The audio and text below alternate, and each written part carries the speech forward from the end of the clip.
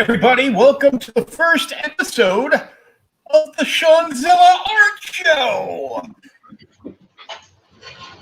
With your artist, Sean Howe, because, well, I draw a stick figure and it looks like a freaking potato, so I will not be drawing at all. We talked for a while, and Sean was on a show before, and it went like super long. But we're gonna do this every Wednesday. The show's gonna run between a half hour, 45 minutes, and Sean will be announcing a new piece at the beginning of the show. That if you're interested in that piece, you will have a chance to actually buy the original art, or if you prefer prints, you can contact him on social media and pre-order prints.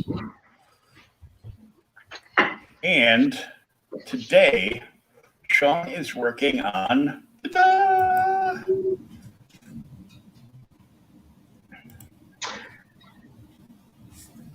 ooh. Should I give it the Arnold imitation, the Saracana? Saracana. You Saracana. Hopefully it'll still look like her. I think it's looking like her so far, but you know. It's the hot 80s Sarah Connor. Yeah, man. Who didn't have a crush on Sarah Connor in Terminator 2? Yeah. And yeah, oh, definitely in 1. For us old folks. Yeah. You know, I just I liked her in 1, and then I saw her in 2, and it's like, wow, she could kick my ass, and I'd be okay with that. You know? Yeah, some people have to pay money for that, you know. You know what? And that's good. It's a growth. I mean, we both know that because we both kind of worked in the same job field for a number of years. We sure did.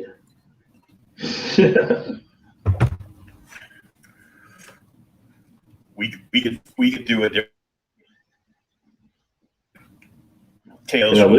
Tales from the Titty Bar, but that would be definitely a late night show.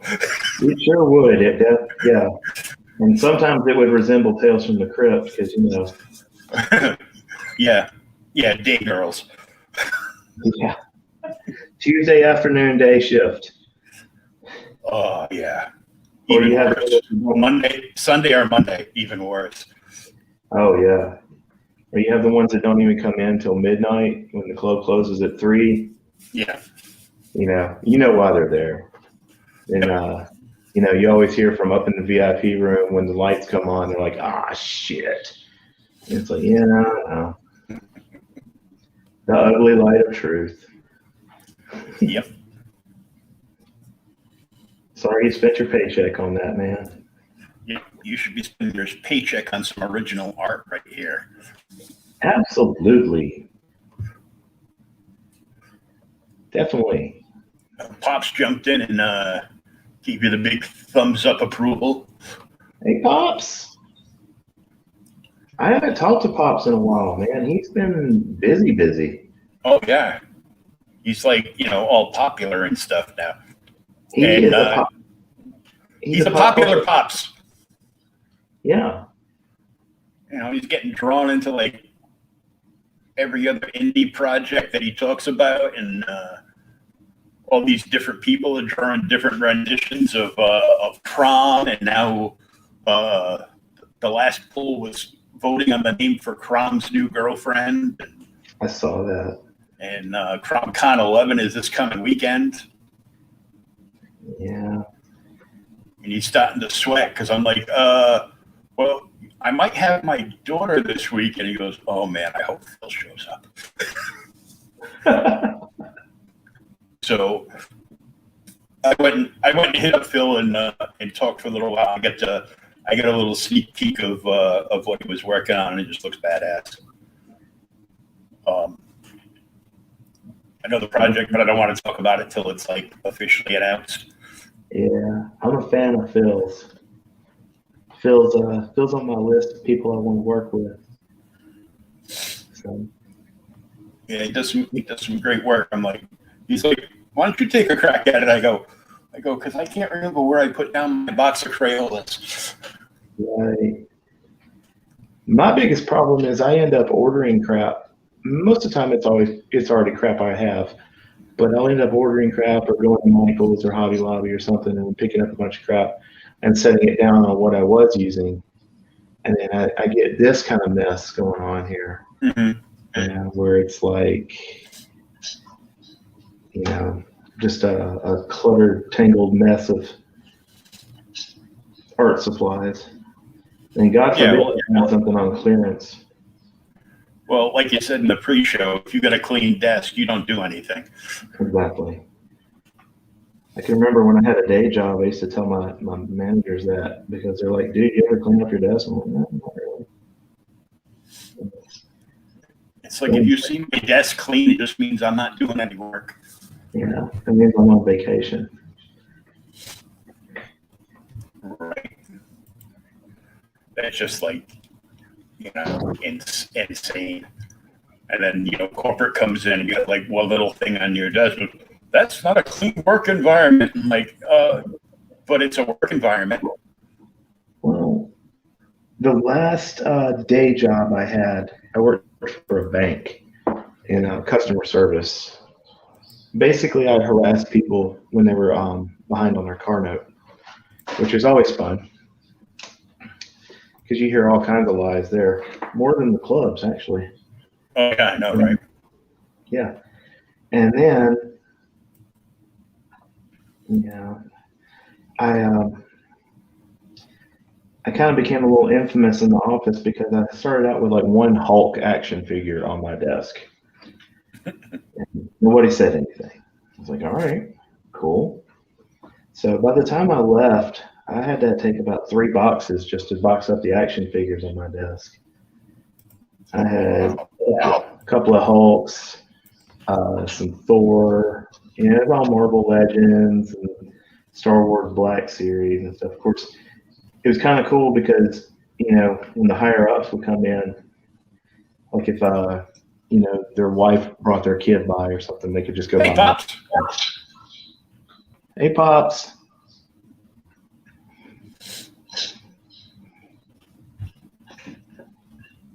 It's so, Gents, who walked in the room?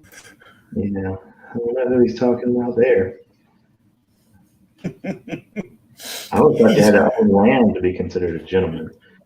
He's being nice just so I can help him out on the hosting this weekend for CromCon 11. I haven't done a CromCon in a minute. I was just thinking about that the other day, and I was like, man, yeah,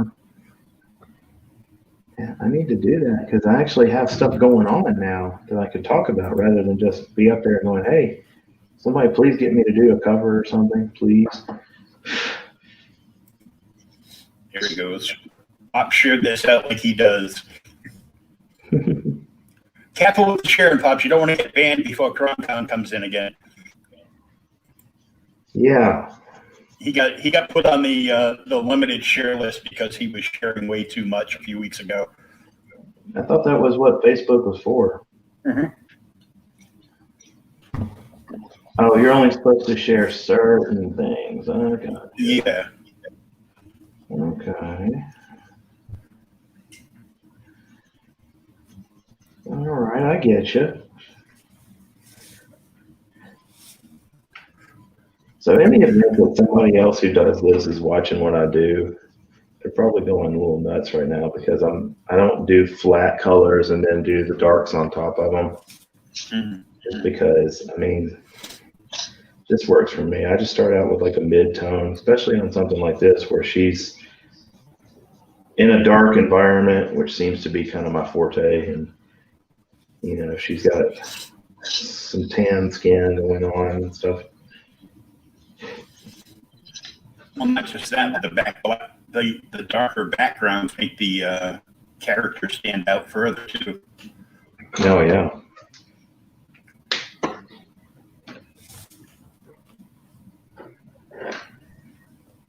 Unfortunately, that marker's dying, and I don't have a refill for it because I think Copic just finds out whatever refills I need, and then they make those hard as hell to find. So I end up having to buy like 3 or 4 of the same color. Mm-hmm. I'm sure I'm not the first person to have that issue.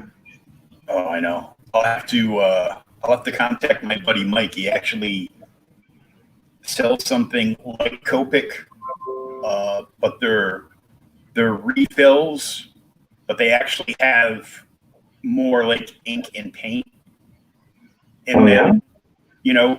Kind of like going third-party ink cartridges, opposed to going like, the official, HP ink cartridges. Like, well, we only actually fill it up halfway because we don't want to overburden your system. Right. No, you just want to charge me $50 every time I need like black ink. I'm like, you're insane. Dude, I've got an Office Jet 7440, and it's great because it scans, the 11x17s, and it'll print my 11x17s and stuff for me. Mm-hmm. So that's great, but it's got 4 freaking ink cartridges. So every time I go to redo my ink cartridges, it's $120. And I've gone on Amazon and found Easy Ink, some off-brand compatible, and that was great, man. I was able to get like 4 extra large ink cartridges that fit my printer for like $50 total. Nice. Well, somehow my printer got wise to it and wouldn't accept them anymore. You bastard. So I've had to go back like a software update where mm-hmm. they're coding their cartridges now, and yep. I have a Wi-Fi printer. It's in my closet. I've never hooked it up. Once I get everything done, I'll probably hook it up for scans and stuff. But it's like it's a 3-way one, and it's a Kodak one, so you can actually print out honest to goodness photos. And I've got things. I found like 3 things of photo paper that I had buried around, and other paper. One thing of printed paper for it was like it was open out of the thing, and it had like a slight wave to it because of how somebody put it in a box. So mm-hmm. My daughter's always looking for drawing paper, so I just gave it to her, put it on her desk, and her mother came over and finally cleaned her room up and made it look nice. It's all girly now, like her whole window ledge is all like little plush toys when she was a baby on up. Oh, that's cool. Some of the stuff that was at my mother's house when she was living that she used to play with when she was little. So I'm like, I go, that's cool. I go, her room it still needs more cleaning, but it looked like somebody ransacked looking for like a bag of weed or something last week. So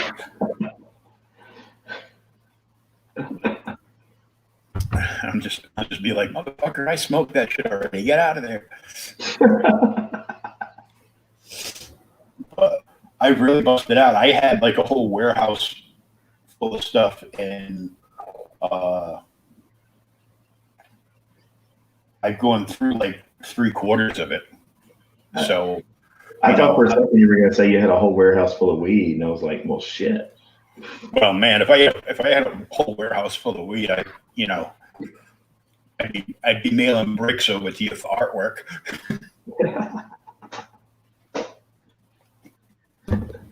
Well, see, I'm in the People's Republic of Horn Lake, Mississippi, and our national flower is meth. So you put your weed in it? Oh, that's what I use for art pops. I make art out of weed. Oh wait. Nope, that's wrong. Let me clarify this. It's medicinal. I actually put my weed in my art. Nice. So, all you liberal loving Amazon fans, I actually bought this off Amazon. It's hand carved from Brazil. So I'm like, I know that's totally badass. Only problem is I have to take it with me on a vacation somewhere where I can actually smoke. So yeah, that is badass though. Well, Oh, I wish my Jokers looked that good. I am not the Joker fan, so Oh. I can't wait to go through more of this stuff. And so I found books I forgot I had. I found an original Star Wars puzzle in the original box, still in good shape. I just have to count the pieces to make sure it's all there. My buddy John gave me that when him and his parents moved out of the first house they were living in when I met him. He also gave me the original Escape from the Star Wars Death Star game. Oh, wow. And a game I never knew existed, which was the Battlestar Galactica game, which has been opened, but all the pieces are still there, and they're still attached to like all the cardboard. They never punched them out or anything. So, that's pristine. Yeah. He also gave me Amigo Bat Cycle, which of course is broken because they all broke. Oh, yeah. The sidecar. So, instead of putting it in my hair, I might just use some Gorilla Glue on it and, fix it the proper way. Sure. A little, the Batman, like, face shield on it always cracked at the bottom because it was, it's cheap. So I might, put... We weren't looking for collectible value then, we were looking for playability, yeah. Yeah. I've told my kids stories about, we used to blow up Knight Rider cars and stuff like that with fireworks when I was a kid. Mm-hmm. And they're like, I can't imagine you ever doing that. Yeah, dude. I wasn't a collector then. I was a dumbass kid. We used to tie M80s to like our TIE fighters and light it off and throw it in the air to watch it blow up for in real time. Oh man. We'd all be we'd light it, throw it in the air real quick, and we'd all yell pew pew pew pew. And the thing would like blow up, and like at least 3 mothers on the street would come running out to see what the hell we were doing wrong.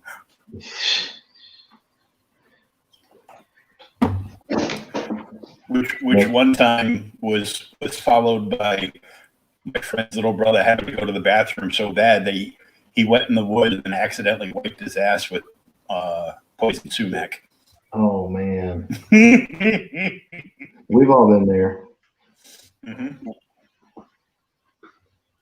I tried like hell to get poison ivy when I was a kid just so I could, be out of school for a week or something. Uh-huh. Nope. My mother walked by a field and like a light wind blew up and she caught it. Jeez. Living in the same house, I still couldn't catch it. I'm like, son of a... I couldn't break a bone when I was a kid either. I wanted a cast just because, I wanted the cute girls at school to sign my cast, but nope. All kinds of fractures and, but nothing tears and sprains, but nothing broken. I'm sorry, man. If I'd have been around, I'd have helped you out. Contra. Yeah. It's like the easiest thing to break is your noggin. I'm like, well, yeah, I cracked that a few times. But... Oh yeah. Let's see. Oh, Pops is your warehouse. Yep.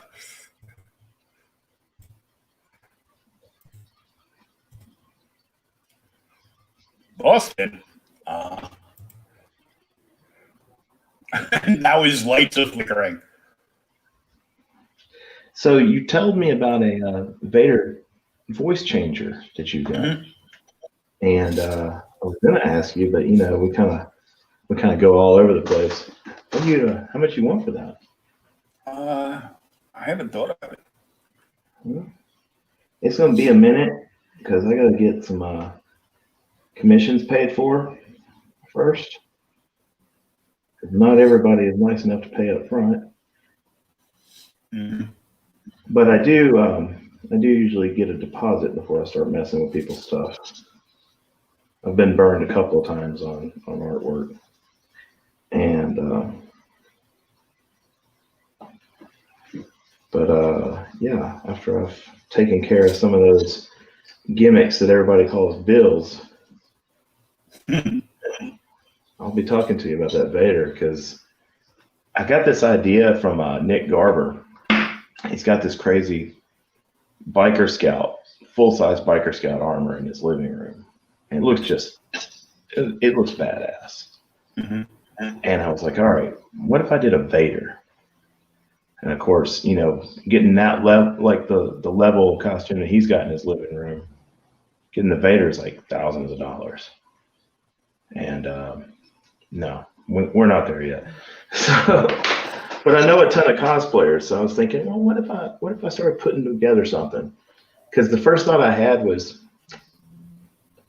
I get this full-size Vader and it's in my living room and it's got the blinking lights and I've got the breathing, the going. The first night I have it, my 7-year-old's going to walk out into the living room for something in the middle of the night. He's just going to shit a chicken. He's just going to freak out. I put on when my daughter was really young, and I was, you know, working full-time DJing and everything, and I started buying like all these super trade packages from like DC Comics. Like, Yeah. They had the quarter owls, and it came with like, the plastic quarter owls mask in it, and then there was a Joker, Death of the Family, you know, the one where he cut his own face off, Mm-hmm. and then hooked it back on, and they made that mask. It was like, you know, really kind of like crappy looking, but I go, oh, it's Joker. I bought it. So I put the mask on, and I sat in the alcove, and my daughter was probably like maybe 5 at the time. She walked into my bedroom dark by everything except for my monitor, and yeah. Scarring the kid, man. I put the flashlight under my chin so it lit up my face all spooky, and just went. And she screamed and ran. I go, relax, you're just Daddy. I know, take that thing off. Before that, when she was little, when I worked for a storage company for a few years, and when my mother was alive, she would stay with me and take care of the baby, and I would go and, you know, play Star Trek online for like an hour each night, just to, you know, decompress it, you know, after dinner, and, you know, I sit down and have dinner with my daughter, and you know, be like, you want me to put on a movie, and her favorite movie at the time was Snow White and the Seven Dwarfs, which she'd call Hi Ho Dopey White. Mm-hmm. And she would sit with my mother and watch it. My mother liked it, and, you know, she would wander in my room, and in my room, I had one of those Incredible Hulk telephones that you could always press the demo button and be like, you know, yelling, Hulk smash! And she goes, oh, man! The Hulk gonna get me!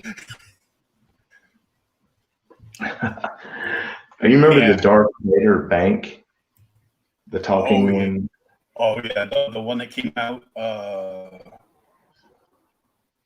around just before episode 1 or something. Yeah. They had a Vader one. They had a C-3PO one too. Yeah. Yeah. I worked for Spencer Gifts at the time, but that thing came out and it talked and everything. And I swear to God, I mean, it had the little button that you push, but they never stopped running. It was always somebody's little bastard kid in there just hitting the button. And it's like, God. And I'm a huge Vader fan. I mean, I can remember being 5 years old and seeing, you know, Vader do the force choke and thinking, that's what I need to do. I need to make that happen. I need to learn that move. Yeah, because I don't think he gets in trouble for it. Even at 5 years old, I couldn't suffer the fool. But as much of a fan as I am, man, I was still about ready to bash every single one of those damn banks with a bat. Of course, now I wish I had one, but, you know. I may end up getting one because they're not too bad. They're not too expensive. But right now, I'm kind of replacing all the crap that I've lost due to, the ex, her purge of my collectibles. So.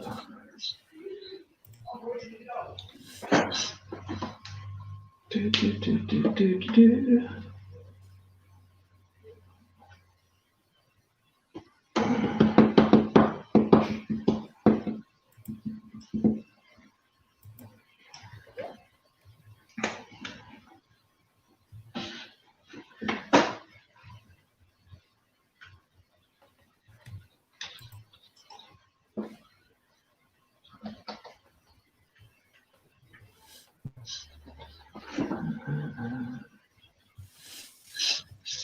But definitely let me know on the Vader voice changer helmet. Okay, I'll just put it aside here. It's just sitting on top of the my Christmas tree box. It was like, it's like whiny Vader height now. It's like what? Whiny Vader height. The actor that played Anakin there. Oh yeah. Whiny Vader, who's coming back to be in the Obi-Wan series, I guess. Yeah, all right, so I was one of those people who was just really mad at Lucas for the prequels and all that. I'll admit, of course, thanks to Disney, I've seen how bad it can get. So I have a new appreciation for the prequels, but I kind of want to see how Hayden Christensen does with this, man. I mean, maybe he's made some adjustments. Who knows? Yeah, they've announced.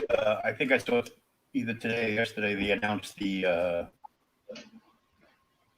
for the Bad Batch animated series. Mm-hmm. Yeah, I'm really looking forward to that.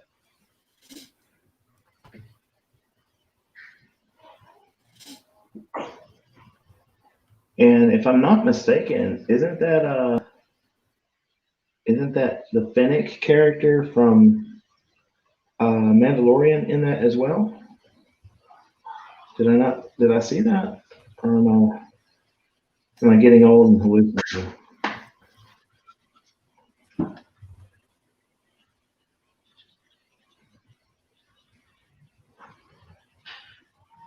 Yeah, it's like a continuation of Rebels or something. Yeah. Because it's got, Katie Sackhoff's character and her sidekick there. I'll admit I didn't really watch Rebels at first. I picked it up in the second season just because Vader was in it, and I was like, all right, well, this might be cool. I really dug it though. It was good, and of course, I almost bought the action figure set because it was like the first time that they made a figure of this character or that character, or whatever. But it was like in that goofy 10-inch line, so it was like $80 for like the pack of 6 figures. And I go, no, because it's just like in this long cardboard box with like a little bit of printing on the outside, not really any artwork to go with it, and it's just covered by basically cheap cellophane. So I'm like,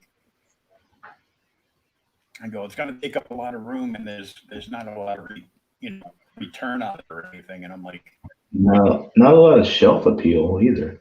Yeah, so, it was one of those on the bottom shelf things, and I think at one point they had them on clearance for like $12.99, like the week before Christmas, to try to get rid of them. But yes. Yeah.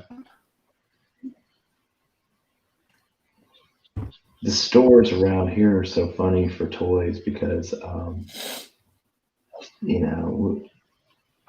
when the new G.I. Joes came out, my kids will tell you that, every time I went to Walmart or Target, I was looking for G.I. Joes because I grew up on that stuff, man, and I've always dug the G.I. Joe characters. Well, of course they'd make fun of me. They're like, Dad, you're like 70, stop. I'm like, shut up. You're out of the will. Yeah. But, you know, by the time they actually got them in here, it's like hell. You know, all the scalpers were just waiting for them. Oh yeah. Which I'll admit, I've been one of those scalpers before too. You know, I wasn't above paying slipping a 20 to a guy at Toys R Us to find out when some new shit was coming out. Yeah. I had a friend that used to work there, and he used to get pissed off because it was something that he was looking for. He would put it out, and if there were multiples, you know, he would walk it up to the counter and, you know, buy it on his break or something. Mm-hmm. But you know, if it was something that all the dealers were looking for, the manager would make him take it down, rebox it, and leave it back room, and he would just like walk it out the back dock. You know, and then when they started keeping track of like their inventory online, so you could see, you know, if the Toys R Us store that you usually go to that you would do a pickup from actually had an item, and it showed they had like three of them, the $20 66 Batmobile, like the oversized one that you could fit like the 8-inch figures in. Yeah. And then you show up and there's not a single one in the store, but the inventory shows 3. They're like, oh, I'm really sorry about that. I go, really, Michael, why are you sorry? Are you sorry because you sold it to the guy that has a specialty toy store across the street in the mall that buys all this stuff and like quadruples the prices, and then, you know, becomes like a big buck donor to a local comic convention, you know, the next day over? Well, I don't know what you're talking about. I go, do you remember me? He goes, oh yeah, you're the guy from the comic shop that threatened to kick my ass. I go, well, if you don't walk outside, it won't be a threat anymore. I'm going to have to call the police now. I go, yeah, I know, because you're a pussy. People, I mean, you know, when people collect, that sounds just ridiculous. It sounds like, you know, oh my God, I can't believe you get upset over a toy. Yeah, hell yeah, I want to get upset over a toy because, you know, yeah, we're nerds and, you know, we want to spend our money on that kind of stuff. And, you know, we're already bashed for spending, you know, money on toys anyway. I mean, it gets kind of old, but, you know, you work your ass off for your money, and when you're sitting in your living room or your man cave or something like that, you know, you want to look up and see, you know, a Snake Eyes figure or G.I. Joe or He-Man or something like that, you know, because that's what you're into. And it just kind of pisses you off because you get to Walmart or whatever. Nobody wants to buy that shit on the secondary market, especially when you know that it's still in stores. You know, and it's bad enough that these damn things are $20, $30 a piece in the regular store. So you get to the point where you're like, you know, fuck. Well, you know, when do I get a break? Or, you know, maybe you get lucky and somebody just happens to be on a Facebook group and they're selling one for a halfway decent price. You know, only $5 more than it would have been at the store. Yeah. I mean, you know, because I see in that group, because, you know, that's what Danny does, is, you know, they're like legit toy dealers. They've got, you know, you know, they buy everything like dealer price from, you know, Pops and you know, various, you know, NECA. They've got a thing with Becker and, you know, all these other things. I'm like, yeah, that's cool because I know they're gonna pack stuff right and send it to me. They're not gonna pull the big bad toy store bullshit where they offer you, you know, $7.95 shipping, where they just take it, throw it in a box, and you hope you get it in one piece, or like the $20 shipping, which is the collector's tier shipping. Right. So they surround the item in, like, you know, 10 rows of bubble wrap and styro peanuts in like a big box and ship it to you. I'm like, really? So if I order like the overpriced shipping, you're going to take care of my product to make sure I get it in one piece. But if I just want to pay normal shipping, you're going to like, kick it down the aisle. I'm like, get out of here. Yeah, I used to, years ago, I worked for a shipping company called RPS. And I'll tell you, there was nothing designating how much they paid for shipping on it. So I still kicked everything down the aisle. I didn't care. And it was funny because that's when Kenner started that re-release of the Star Wars figures. The 1997, 96 Power of the Force ones. Yeah, that's what I've been selling. I was like, man, everybody said they want Star Wars stuff, and then I put Star Wars stuff up, and nobody wants to touch it. They're doing is like I was selling like decent stuff, like I sold that Crow for 20. I sold that 20th anniversary Wolverine for 20. I was kicking myself because I was like, son of a bitch, I want that Crow, but. Because I remember having one on my desk at another job that somebody stole it off of the desk. I was like, you bastards. I found a loose one. I'll put it aside for you. Okay. But I think I have like the backdrop. It's beat up, but it's got the backdrop, the figure.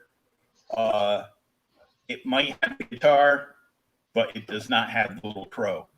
No, I don't care about the little Crow. You just want the character. Yeah, I could probably get the little Crow off of eBay if it was that big of a deal.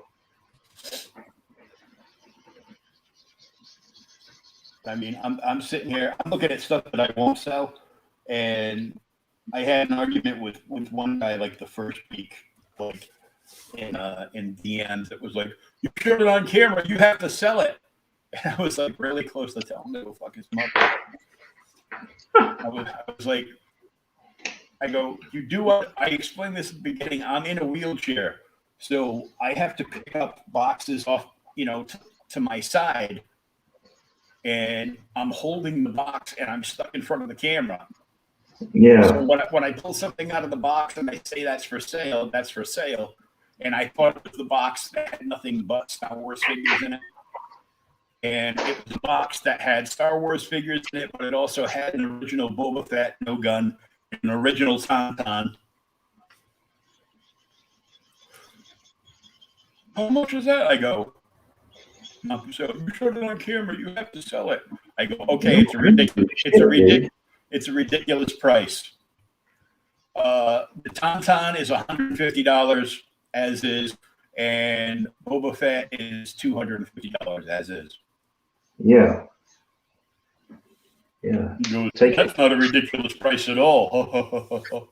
I go, well, there you go. And I put the box down because they started seeing hints of what else was in the box, and it was, it was an original Green Arrow figure, an original Superman figure, and an original Mego Batmobile.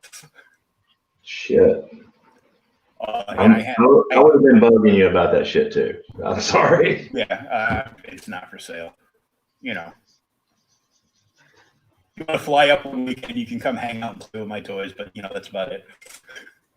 Oh man, once I'm through all this divorce crap, dude, I plan on doing a little bit of traveling and getting out. I'm just in a position right now where, hell, man, I'm almost scared to leave the house because she pops up like a case of herpes. It's like she can just, how like the Immortals on Highlander could tell when one of them was around. Mm-hmm. I'll just be sitting on my couch and I'm like, quick, put salt in the doorway so she can't come in. Yeah, the hairs on the back of your neck just start standing up, and I'm like, yeah, I know she's around here somewhere. I feel a disturbance in the force, yo. Yep. I asked. A friend of mine, John, used to work for one of the greatest local department stores that is no longer around us. It was like a New England thing. Store was called Benny's, and it had been around for like 65, 70 years.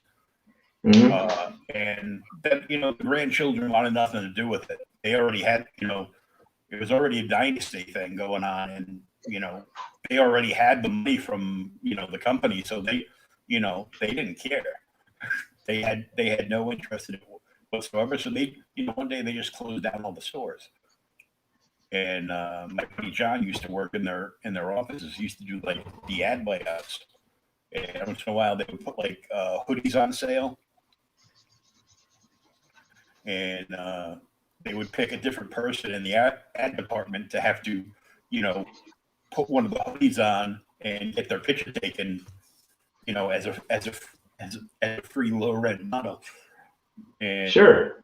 One time, my friend John had to do it, and it started with his sister telling him, goes, "Oh my God, I'm never going to your store again. This picture of you in the flyer, you look like the Unabomber." And then they get a lot of like emails and telephone calls. "I'm scared to go to your store in case I found that person there buying more hoodies. He looks like the Unabomber." From then on out, it was just, they would put the piece like on like, one of those fake mannequin line hanger things and just take a picture of it and put it in there and be like, "Okay, that's what it looks like." Yeah. I used to buy everything. It was like one of those old school department stores. So you would go and it was like the everything store. Yeah. There was a car department, there was a paint department, there was a home goods department. Everybody that would get a bicycle for, their birthday in the summer or Easter, they would all the parents would buy bicycles from this one store. They would sell more bike up until they closed. They would sell more bikes than like the local Walmarts. Walmart would be like, cheaper price, but half the time if you wanted the bike put together for you, it'd be like, "Oh, it's going to be a couple of weeks because we've only got one bike mechanic and he's going between 12 stores right now." We've only got one guy who seems to be able to know how to do it. You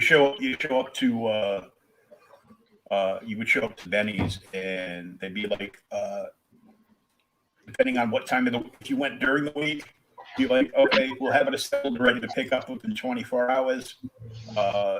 Just pay for this up front.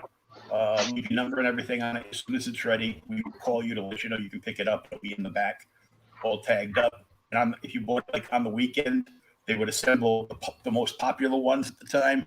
They would assemble like 2 or 3 of each one of those. And once those were gone, if you bought one on the weekend, you'd have to wait like 48 hours because the guy would show up at like 6 a.m. Monday morning and, assemble bikes for like 14 hours. Jeez. Sakana. She's coming together.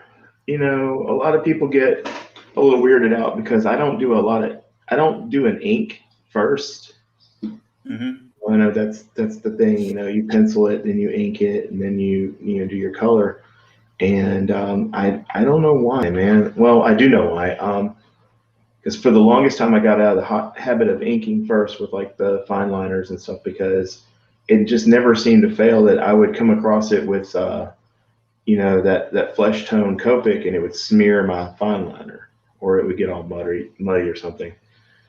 And I try to go for just a little bit more realistic look. I mean, to me, if someone tells me, "Oh man, I thought it was a photo," it's like, yes, because that's how I want it to be. I'm, in my mind, I'm one step closer to Alex Ross every time somebody tells me that. And so even when I do ink it, I'll use a lot of brown and gray ink. Just to kind of get the details because I want it to look as real as possible. And I just had somebody at a con just flipping out because he's like, you didn't ink it first. No. It's going to be okay, Sparky. I'll get in there with the black fine liner, I promise. Yeah. There's a method to my madness. Don't worry about it. Yeah. I'm on this side of the table. Don't question me.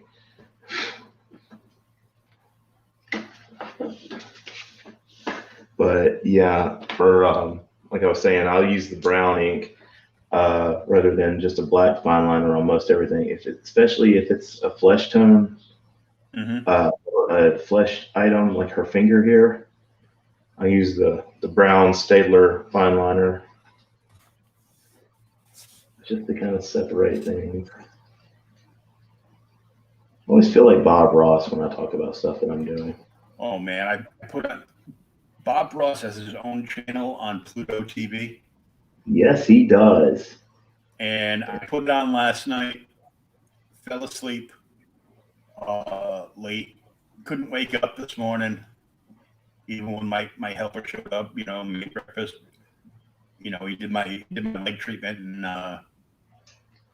he's like, and I like flinched, and he knows when I flinch sometimes I might throw hands. So as soon as he grabbed my right leg, which is my worst leg, they're both pretty damn bad. I need a set of bionic legs. That'd be great. Yeah. I was like, it's Tom. I'm like, oh. And I tried to wake up, and I was like, boom, went right back out because I heard Bob Ross's voice. And it was like, I didn't wake up until 3:30 this afternoon. So I had breakfast at 3:30. I had dinner like an hour before we were setting this up, and after we're all done, I'm just gonna have like a protein shake or something. And, I gotta read up because Thomas and I on OK Boomer tomorrow night. For the next 2 weeks, we're tackling Kingdom Come, one of the best stories ever written for DC Comics. Alex Ross.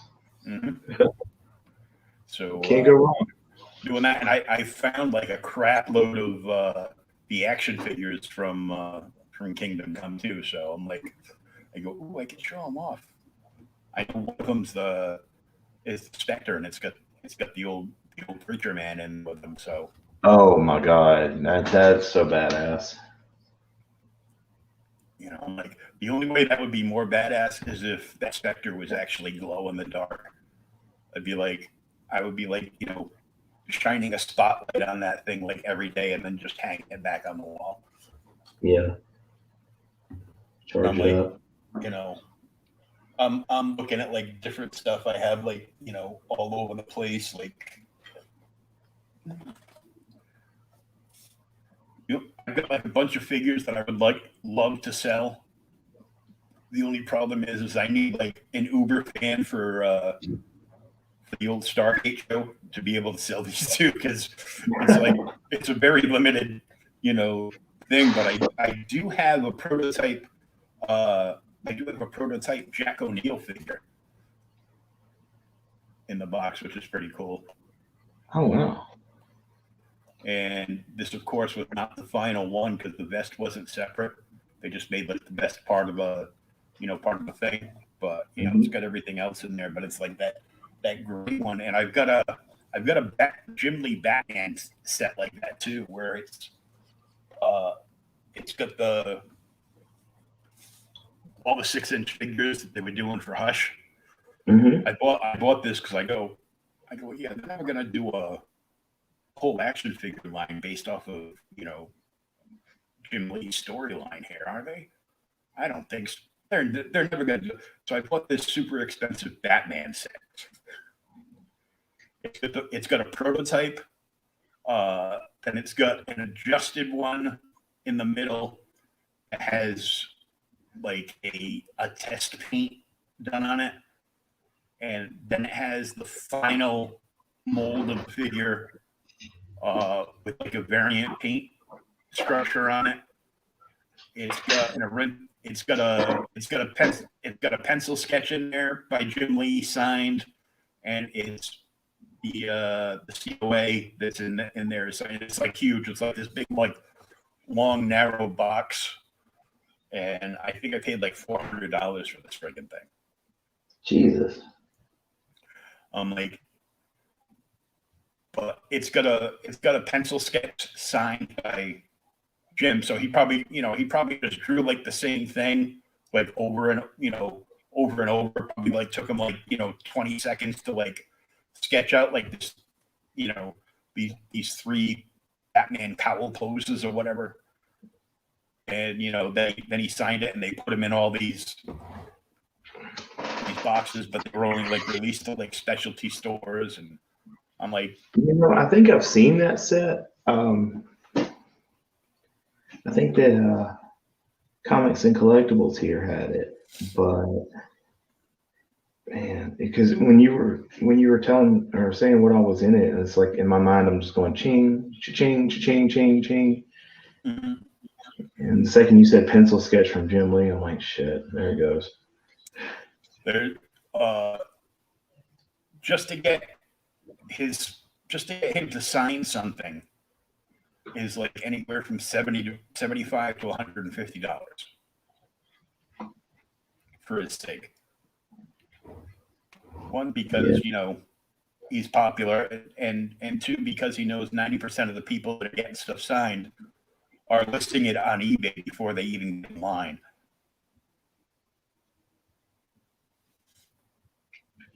Yeah, he definitely knows the business. I still want to meet him. I hadn't got to meet him yet. Yeah, he comes across as a nice guy, but with like all those BS things that DC put out last year, I'm like, oh, he's just an AT&T corporate puppet. Well, I'm not going to lie and say that I don't still respect him, but I definitely had to think a little bit when he sold Wildstorm to DC. I was just like, man, But, when you go and watch that documentary, The Image Revolution, you can kind of tell that he's not as true believer as everybody else about what they're doing. Yeah, he was just, big paycheck thing. Yeah. I did get, a little nerdy excited for Todd's announcement the other week. Because Todd just wants to be able to sell his Spawn IP to Hollywood. That's all it's about. He just wants to be able to make a proper Spawn movie. He wants like a big budget, like, HBO Max Spawn or, Amazon Prime Spawn or, but there's like no big movies because everybody's like, believing all the fear mongering about, this whole thing. And like, don't you dare go to a movie theater. You could die. You could die crossing the street too. Don't be stupid. Yeah. I think it'll all start coming back this year. I had 12 shows booked last year, and all of them got canceled. So, and that sucked. But I only carried one of them over to this year and didn't get a refund. I was just like, look, maybe things will be back on track by the time next year rolls around. Mm. But, the Memphis Comic Expo, because it's just such a good show. But last year they were going to have Greg Capullo, James O'Barr, Larry Hama was coming back. People who I just adore their work. Oh, I would love to meet James O'Barr. That'd be awesome. Yeah, I've drawn the Crow a few times, and been real popular for me. And like when I met Larry Hama one year at Memphis Comic Expo, I gave him a copy of my Snake Eyes print. Not, thinking in any way. It's like, aha, here's my Snake Eyes. I'm gifting this to you. And he dug it. He was like, man, can you sign it? And I'm like, nerdgasm. Yeah. I've got some other friends. I got a buddy of mine, Mike, who I got a bunch of commissions from in the past because he's local and I know him and I dig his work like I dig your work, right? And and he's local, so before all this, I used to see him like out at like every show. So if I didn't buy anything from him at the show, I was like, you know, handing him, some down payment cash and be like, see that one that person just bought? He goes, yeah. I go, I want that, but I want it looking like this. And I'll send you the picture. You go, here's $50 to hold my spot, and I'll send you the picture during the week. I've got like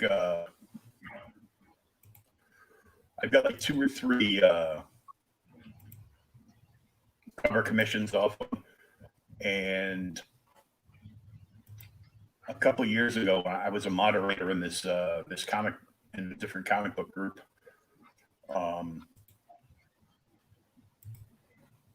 We did like a Secret Santa kind of thing, and I knew the guy that I pulled the name for. I know he abhorrently hates Batman, and because Batman shouldn't be able to beat all these people and get in a fight, and apparently like he's a bigger badass than Bruce Lee now. I'm like, I go, well, they got him like so far over the top that nobody can touch him, and then when he dies, he just gets resurrected from the past. So it's like Batman's worse than Wolverine. Yeah, but I know he loves. He's a big Mike Mignola fan, and he loves Hellboy. So I bought a piece that Mike was showing off on his IG. So I DM'd him. I go, hey, did that piece sell yet? He goes, not yet. I can hold it for you. I go, DM me and I'll send you my PayPal and I'll get you this guy's address. It's I'm doing it as a gift. Just send it out to him. And he got it in the mail. Didn't know who sent it to him, and he was like, over the wall excited, and he hung it up in his office like at home, like within like 30 seconds of opening the box. And I told him, I go, yeah, I had you. Hope you like it. He goes, dude, this is freaking awesome. And he wants to make one for me too. And I'm like, yeah. What was the piece? What was it of? It was a painting of like Hellboy head. Okay, just a face or head and shoulders.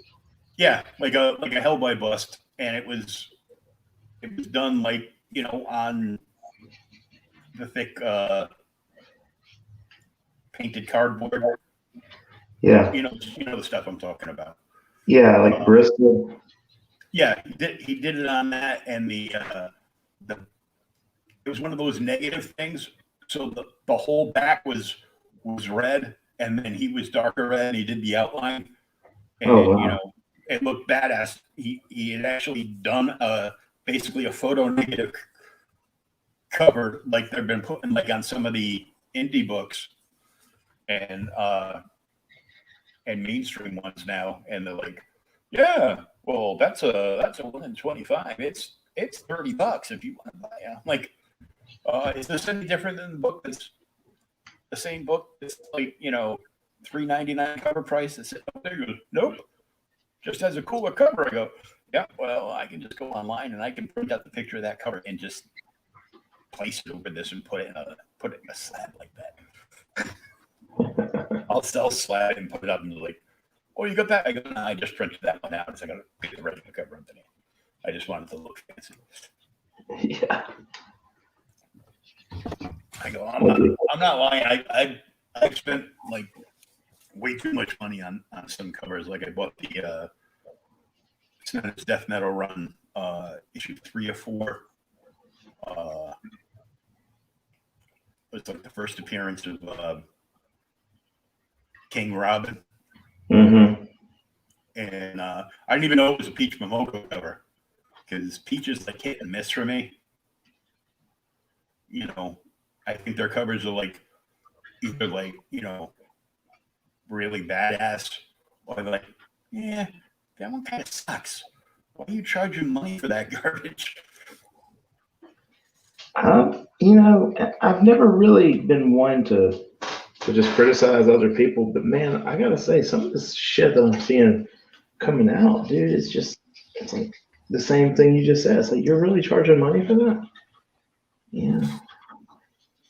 And I don't get it. I mean, I see a lot of artists who are a lot more expensive than I am, and they're doing a lot more covers and stuff like that. And it's like, I just start looking at it and going, man, am I just not as good as I think I am?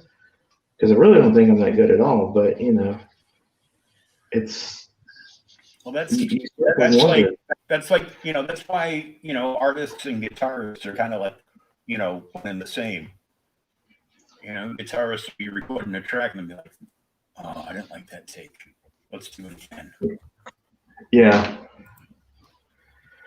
that's why most of the time I'll post, like I did with the Arnold from Terminator the other night. I'll post that, and then I'll give it a couple of days before I even look at it again, because I've stared at it all day long for days and days and days. I know that it's all I can see is what's wrong with it, and so Hey, it's Niobe Comics. hey, Niobe.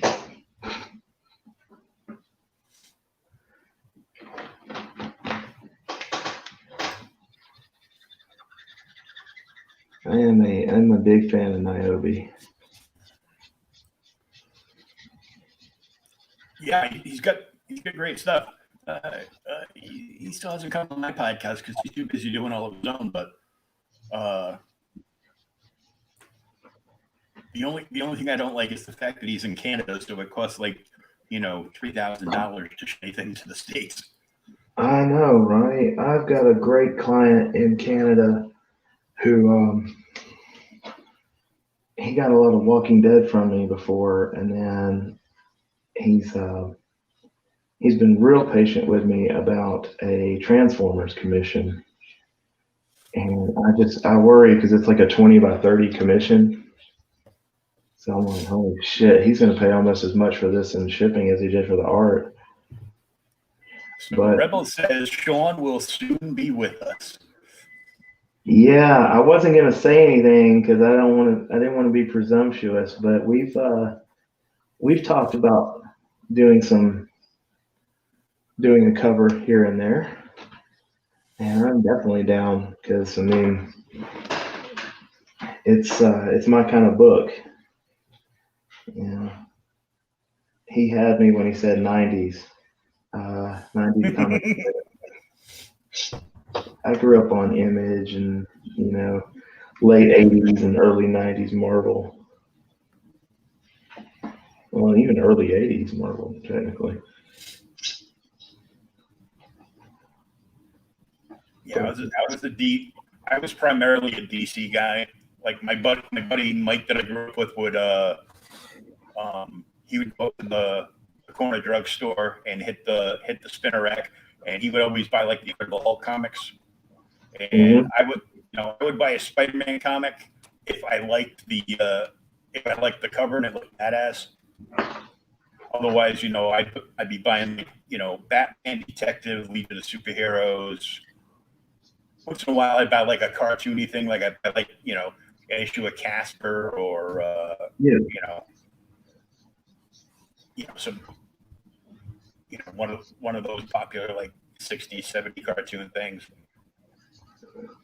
But I mean, I started buying comics in the 70s. And, I thought Legion of Superheroes was the coolest thing. It was until Brian Michael Bendis destroyed it last year.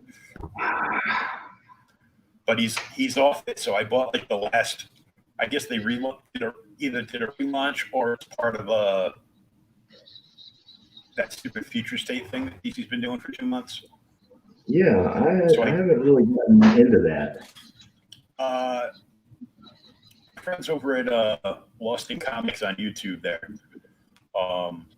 doing more and more content, and I mean, out of the blue, they've got like Scout Comics is backing them and sending them stuff, and BCW is backing them and sending them stuff, and I'm like, holy crap!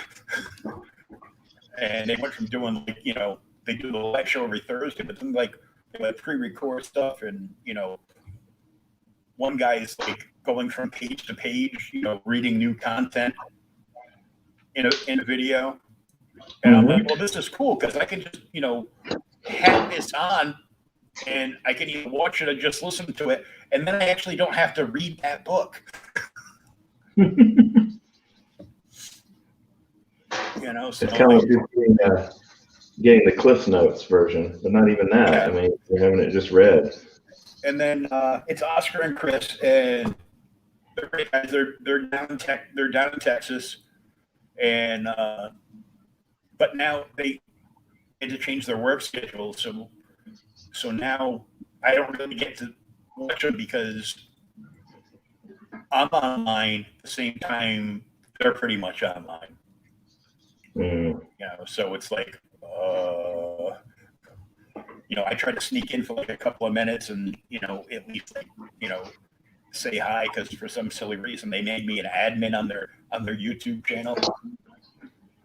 But they made pretty much every regular admin on their YouTube channel. But they do some, you know, great content. But I've basically become the new indie editor for Outright Geekery, because you were left, and just about everybody I talk to is like an indie creator, you know, freelancer, and you know, even when they talk about people, you know, the quote unquote pros, you know, working for like, you know, DC, Marvel, Image, whatever, all those guys are freelance. Oh yeah. All the, you know, unless it's somebody that's like is brand new and they're like, you know, under BS contract to them.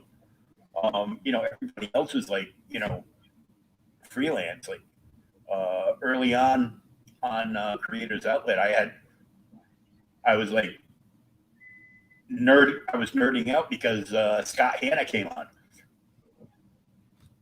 and I was like, this is cool. He goes, hey, you have books that have my name on them? I go, yeah, probably like, you know, at least 10% of every single box behind me has your name on as either the artist, inker, or contributor.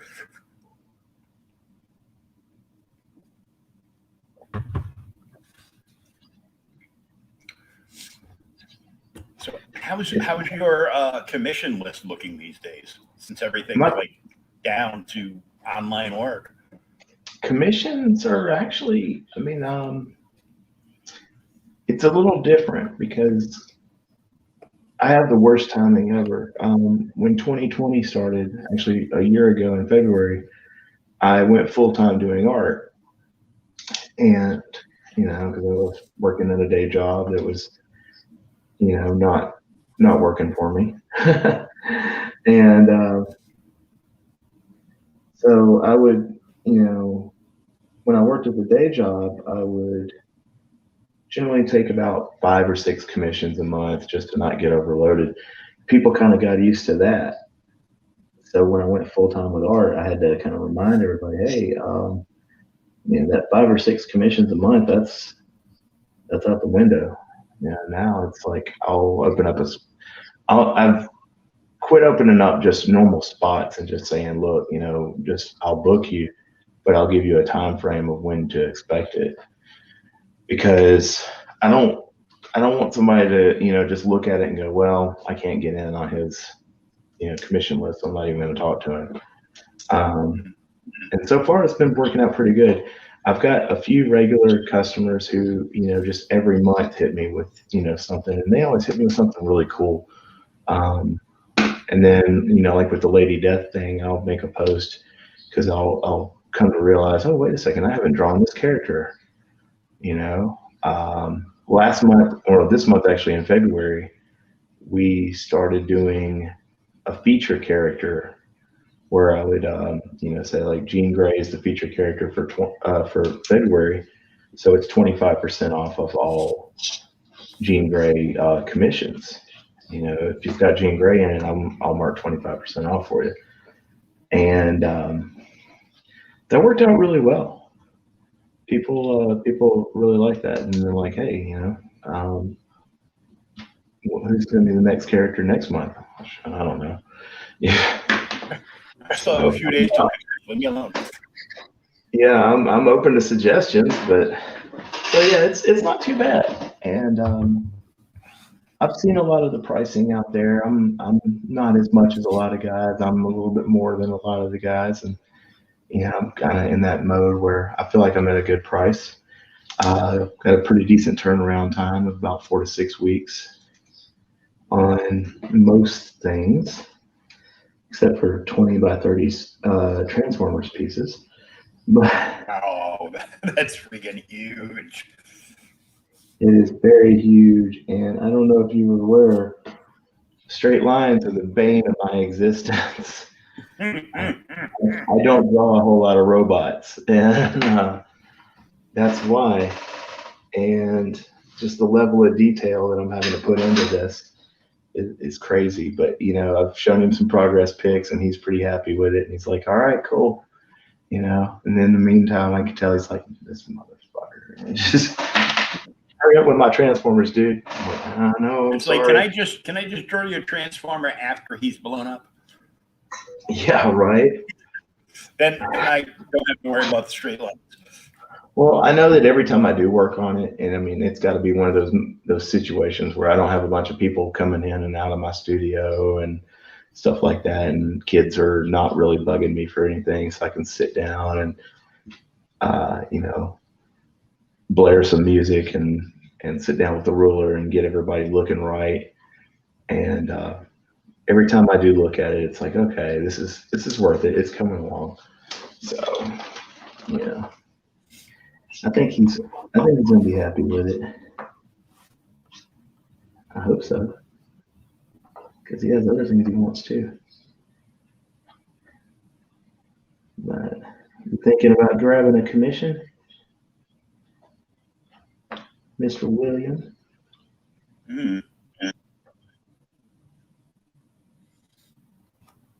So is next month Joker month? Because Do what? I have a theme going on. Oh yeah. What's your theme?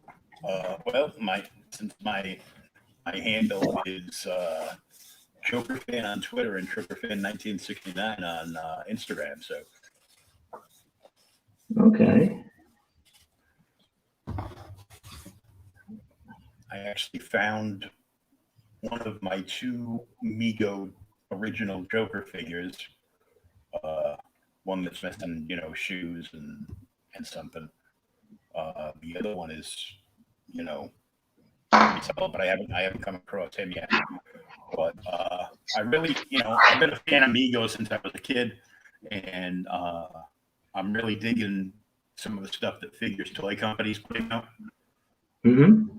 Except I can't play with any of the stuff from Figures Toy Company because I've heard like so many complaints from people like it looks great in the packaging, but when you open it up, sometimes the figure just like literally falls to pieces. I've been seeing that a lot lately with a lot of stuff. Because they haven't switched to the new bodies like they should have. They don't want to spend the money, Yeah, it's not just with the Mego or those. I saw that on like 3 or 4 of the Masters of the Universe Origin figures that have come out. I saw those at Walmart. They were all headless, but they were still, well, there's about 3 or 4 of them that were missing their heads, and they were just sealed up in the package. They were just fine, but other than that, it's like, damn. The piece snapped off of the head, and I'm like, ugh. Yeah, I was going through a box, and I found like what looks like an old He-Man figure, but it was probably like one of the third-party He-Mans or something. And I'm like, I don't know how I got this because I've never purchased a He-Man figure before. I came really close when they were doing the Justice League versus He-Man. Oh yeah. So they would have like, I might have actually bought one. I'm not sure. I think I might have bought the. They had one. It was like Aquaman versus Merman, and I didn't give two craps about Merman, but the mold on Aquaman looked like badass. And I'm like, oh. You get a badass Aquaman. That's saying something. I found remember the retro ones they made in the '90s. They had the DC circular logo as the base, and they did like a golden age, almost a golden age Green Arrow. Mm-hmm. They did an original Hal Jordan, and they did an Aquaman. There were only 3 of them. I was working at KB Toys at the time. We used to go up there like all the time, and then they redlined them, and I bought them, and I ended up selling the Green Arrow and the Green Lantern for some reason. But I still have the Aquaman. And they actually, they took the time. They actually put the dorsal fins on his calves, like coming out. So it's like it's plastic part of the body, and there's like little slits in there for the suit for where they fit through and everything. And I'm like, it looks like really cool. But I've actually bought 2 of the. They were doing like the 112, 13-inch figures there. Back in the late '90s, they were like $50 to $100 a piece when they would show up in stores. Yeah, because they would done like so they were higher end. Yeah, they were like high end, and they were direct market only to DC direct market only through Diamond as not exclusives through Diamond, but exclusive DCs, and Right. So you had to order them through the Diamond catalog or not get them at all. And I got the Superman, and I was like really mad because it was the Superman Return Superman, not the regular like comic book version. Because they had like a high-end comic book version where it was like a double figure, so it was like Clark Kent on one side and Superman on the other. Oh wow! And it was like George Reeves Clark Kent, with the fedora and everything. It looked like totally rad. But I've got a Hal Jordan Green Lantern. Not that I'll ever open it, but if you open it, he's got the ring on his hand, and he has the lantern that he can actually hold in the other hand. And if you twist the base of the lantern, it actually lights up. I always loved Green Lantern. I remember, dude, growing up. I mean, for the longest time, the Green Lantern Superpowers figure. The Kenner Superpowers line. Oh my God. It was gorgeous, man. I mean, for an '80s toy. That line is like so expensive, and there's like so many fan groups out there for it. Oh yeah. I actually found, I think the only one I bought, because I wasn't working. I was still in school when those things came out, and I was just hanging out at the comic shop because I had no money. And I'd work at the comic shop like a handful of hours a week, doing back stock or whatever.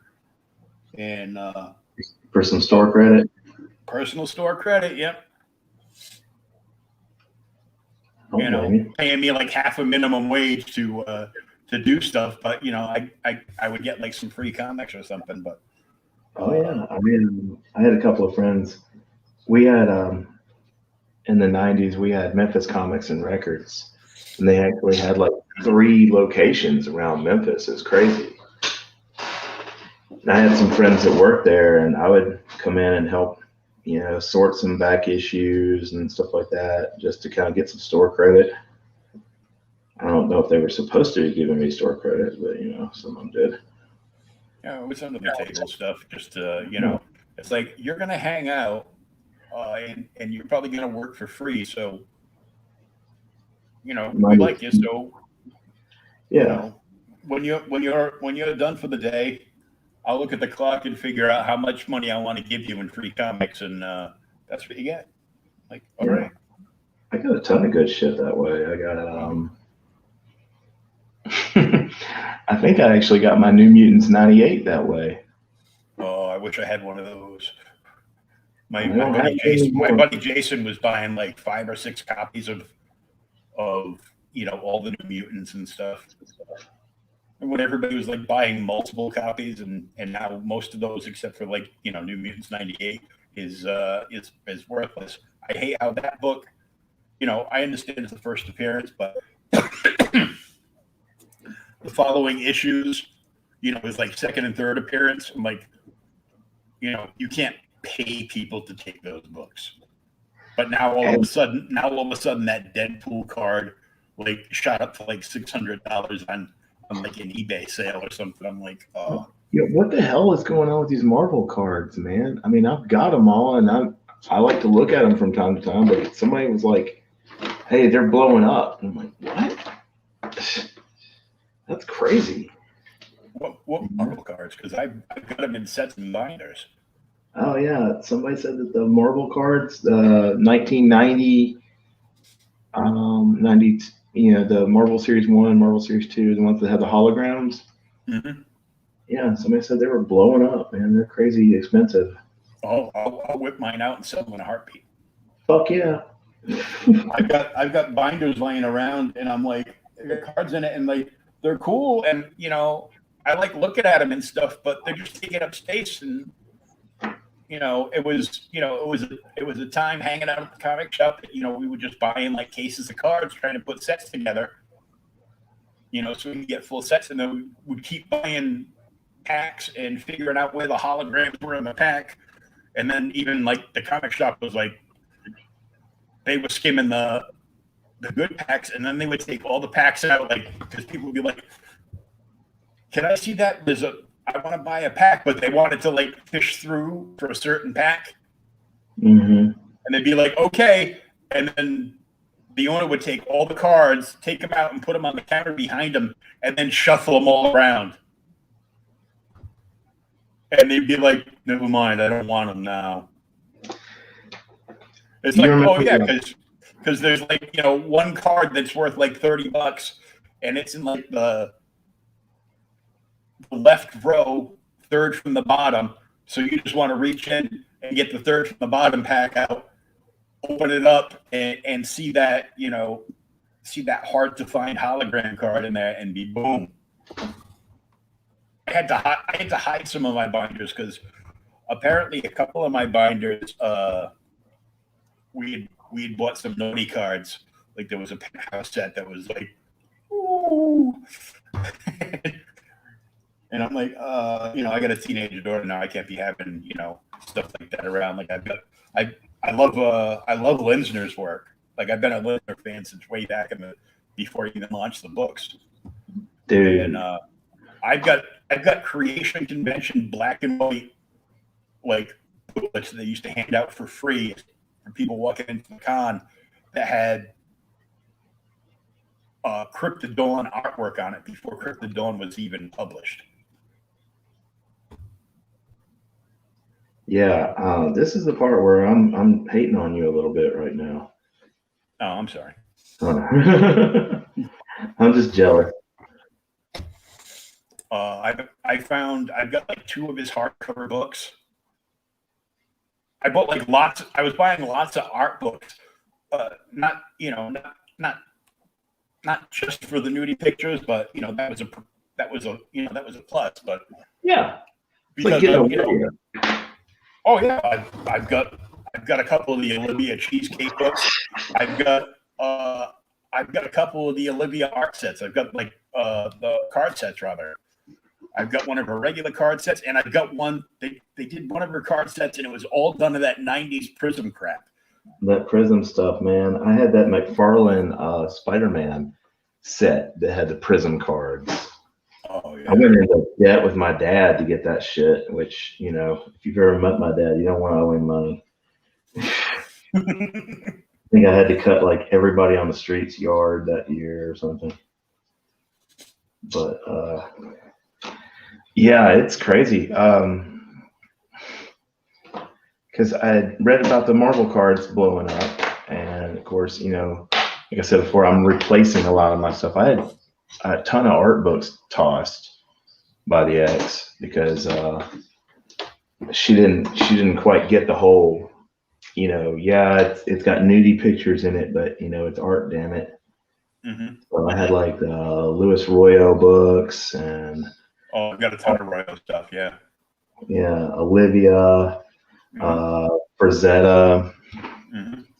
you know, Boris and Julie, you know, those guys and stuff. And came home one day, my whole shelf's decimated, and I'm like, yeah, all right. So I'm replacing all those. Well, I got a bunch of artworks for sale. I'll go through them one night with you. Okay. Cool deal. Might have to start sending or seeing if you'll trade art for stuff. For sure. Oh, well, hey. 'Cause that'll certainly work. I'll send you a hardcover and 2 softcover art books. That should cover a down payment on a new Joker piece for me. I got you. You know, I was actually thinking earlier that Joker might be the feature character next month because I haven't drawn the Joker in a while. And I only have really one rule about Joker is that I don't draw the Jared Leto Joker. Oh, you don't draw the Jared Leto Joker? Yeah, that's a no-go for me. I can't stand him. I mean, I'm not saying that I won't, because I mean, hell, you know, catch me when a Bills do. I'll draw any damn thing if you need it. But you know, I try to avoid it because I don't see him as the Joker. And I know that everybody hates on him and all that other stuff, but it's not that I don't think it's hate. I think it's just, you know, what the hell were they thinking? He comes across like the night manager at Hot Topic, man, and it's like, I'm not a big Jared Leto fan to begin with. Like, I could give two shits about him playing Morbius. But maybe it'll be good. Yeah, I've been wrong. I think he looks more like Morbius than he does Joker. That emo Joker with, you know, all ghetto gangstered, and I'm like, get out of here with that bullshit. Yeah. That is not the Joker at all. No. My Joker to me is Killing Joke, Death in the Family. Mm-hmm. You know, I even catch a little bit of shit because I'm not the biggest fan of Heath Ledger's Joker. I mean, I think it was good, but you know, to me, it kind of misses the mark because, you know, to me, Joker is more funny when you realize he's really smiling. They're not really funny, but you know, he's smiling because he's enjoying what he's doing, and he's having fun with it. And I think that Ledger's Joker just kind of missed that. Hey, nothing. I still think Cesar Romero has played the best Joker overall. I love Cesar Romero's Joker. I have Caesar's autograph. Oh, that's pretty awesome. It's a black and white picture of his, you know, signed like best wishes. He did a signing for, you know, this autograph company from the UK, and I bought it online, you know, all certified and everything. Like I'd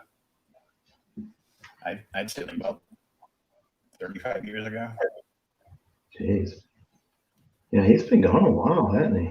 Yeah, and so I've got that, and there's an artist out of New Jersey who does like all indie stuff. Dave, and I can't remember his last name for the life of me right now. So if you're watching this, sorry, dude. And he just, you know, he posts a lot on Instagram, and you know, we keep it just to the comic talk because him and I are like complete polar opposites on, you know, stuff going on in the world. And he's like, no, you're wrong. And I'm like, let's just talk about comics because otherwise I might have to take a trip to Jersey and run you over in my wheelchair. I didn't When even. my daughter was like about 3.5, 4 years old, I did a commission. He did a commission for me where he did her as Wonder Woman, and then he did like an old school Joker commission for me. So I've got like both of those, and then I found another one that I got done on the last Batman day I attended, but I could still, walk. So it was like, the last Batman day before my coma, and I just found that, and I'm still trying to make out the artist's name on it. I forget, so I'm gonna have to contact the store and be like, back in 2015 on your Batman day, who was the artist that was doing sketches inside? Can you send me his information? Because I've got his piece, and I just found it the other day. It was like a long padded envelope that I got from another artist that I used to buy stuff off all the time that I was friends with, and he gave up the whole social media stuff. So he's on rare occasion he'll show up like on Instagram, but I don't know what his name is on Instagram. Jason Casey did a whole bunch of like awesome stuff, and he did after Robin Williams passed, he did a memorial Robin Williams drawing, and all the money from the sales of all that got donated to a mental health program. Yeah. So I'm like, dude, I got one of those, so I've got like 2 or 3 pieces from him, like probably closer to 5, really, but I haven't come across all of them yet. And I've got the year that they canceled the Boston Con because of the 2 scumbag terrorists blowing up the race. Mm-hmm. I actually had the poster that they sent around to like all the stores to hang up to promote. My shop had an extra one, so I go, dude, can I take that? Because I'd love to have like everybody that I want to meet. If I got to pay for a signature, I'd love them to sign like this big piece, and had it's a big piece with like advertising the con and the dates and everything, and a bunch of like small print down the bottom.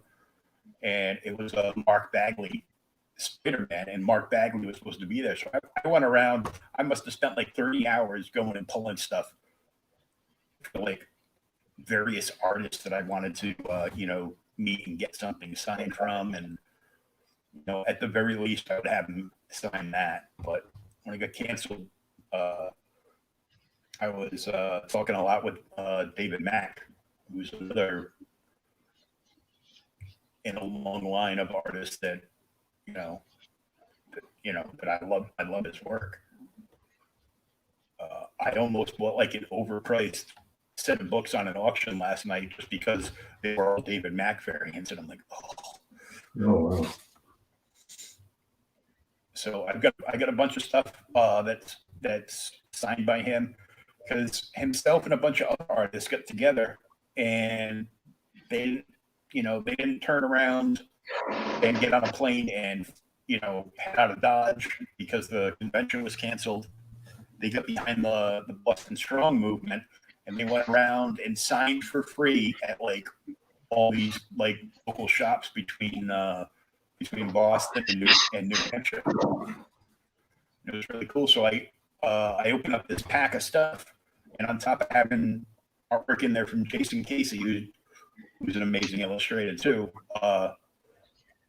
I have an original Batman print from Tim Seeley signed. I had a couple of Daredevil prints signed by David Mack from when he was doing his run with Echo there. I also brought up like a handful of covers to get signed. Then there was somebody else to the other side of him. I can't remember for the life of me who it was at the time. But the end table was friggin' Tim Sale. Oh, wow. Who signed, he would sign, as many books of his that you brought, he would sign, but he would do a free remark on one book. Choose one book, I'll do a remark on it for you. And to pay me, he goes, I don't want any money. He goes, "You have money burning a hole in your pocket, just buy something from this store." And of course I did. I bought a Doctor Strange #1 that was just hanging on the wall. And That's a hell of a book to have. oh yeah. And it wasn't, it was probably like, mid-grade, like 7.75. But I love the character. Yeah.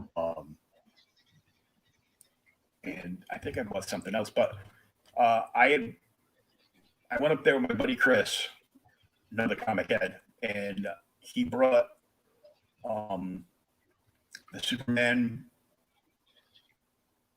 hardcover book that Tim Sale did for DC, and I brought all three of his Marvels. So I brought up Daredevil Yellow, Spider-Man Blue, and Hulk Gray, and he did a remark Hulk head inside the Hulk Gray, and signed all three books.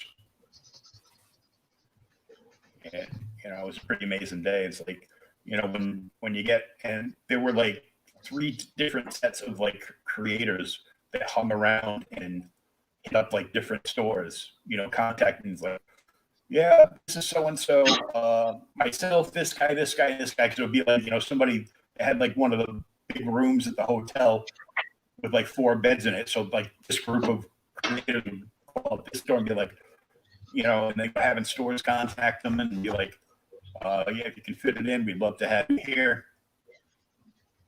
Blah, blah, blah. It was just a really cool thing to do. I found the Spider-Man thing. The only person I remembered to have sign it was David Mack. I'm like, oh man, this would have been so cool if I had Tim Seeley and Tim Sale sign it too. Still got that, so somewhere in the future, I'm gonna hold on to that in like a top loader, and it's gonna go with me to like every con that somebody from that con that was canceled was supposed to be at to actually sign this. So eventually I can hang it on my wall with like a dozen or so sticks. That's awesome. I started doing that at the last con that I did.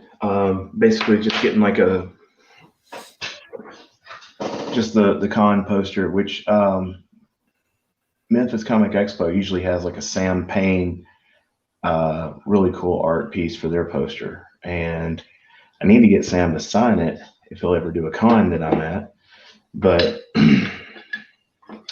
I started trying to get everybody's signatures at the last con I did because, there's just too many damn people there that I wanted to meet. I think Timothy Zahn was there, and oh yeah, yeah. I just scored an issue 2 of his Admiral character there. Thrawn. Yep. Oh, that's going to be cool because they're bringing him into the Mandalorian verse. Mm-hmm. Yeah, because that's the whole Ahsoka show right there. Yeah. Which I'm down for the Ahsoka show. Everything Star Wars is blowing up. I see so many online auctions that it's like 98% like all Star Wars books, and people are going nuts for them. I go, man, I got to sell some of these toys so I can clear up room on some of my tables so I can stop going through finding all my Star Wars books. I'm like, because like 3 months ago, somebody was selling like a 6-pack of various issues from the Kanan run, the Kanan comics, like $75. It's like 6 various issues because they're looking at pulling him into one of the shows, and I'm like, I go, did they say that? He goes, it's just a rumor now. So if you got them, flip them. I go, I go, if I can dig them out, they're all buried behind like 50 boxes. Yeah, it's a funny thing about rumors though, because they end up being true. Mm-hmm. How long were we hearing about a Boba Fett show and an Obi-Wan show and things like that? Yeah, I pulled like certain characters out from the Star Wars figures that I had for sale. I go, nope, I want those. And then in another box, I found a loose. I probably bought them like off of eBay, and the gun and the helmet's gone. But I actually have that variant, like 4-inch Kenner figure that is George Lucas in the Stormtrooper costume. Oh yeah, that's cool. I'm over here kicking myself for not picking up the Cara Dune figure when I saw it at freaking Target. Oh man, and they canceled everything. Yeah. The only one that you can only get it in like the retro version, like the old school Kenner version. I go, I'm fine with that. At this point, hell, I'm thinking about contacting Dr. Miko, getting like a custom head made, and just making the costume, see about getting the costume made to just have like a custom Cara Dune figure. Yeah. I hate that, man. I really do, because I love her character. Oh, yeah, it just pissed me off. I'm like in love with her, so I'm like, it doesn't matter.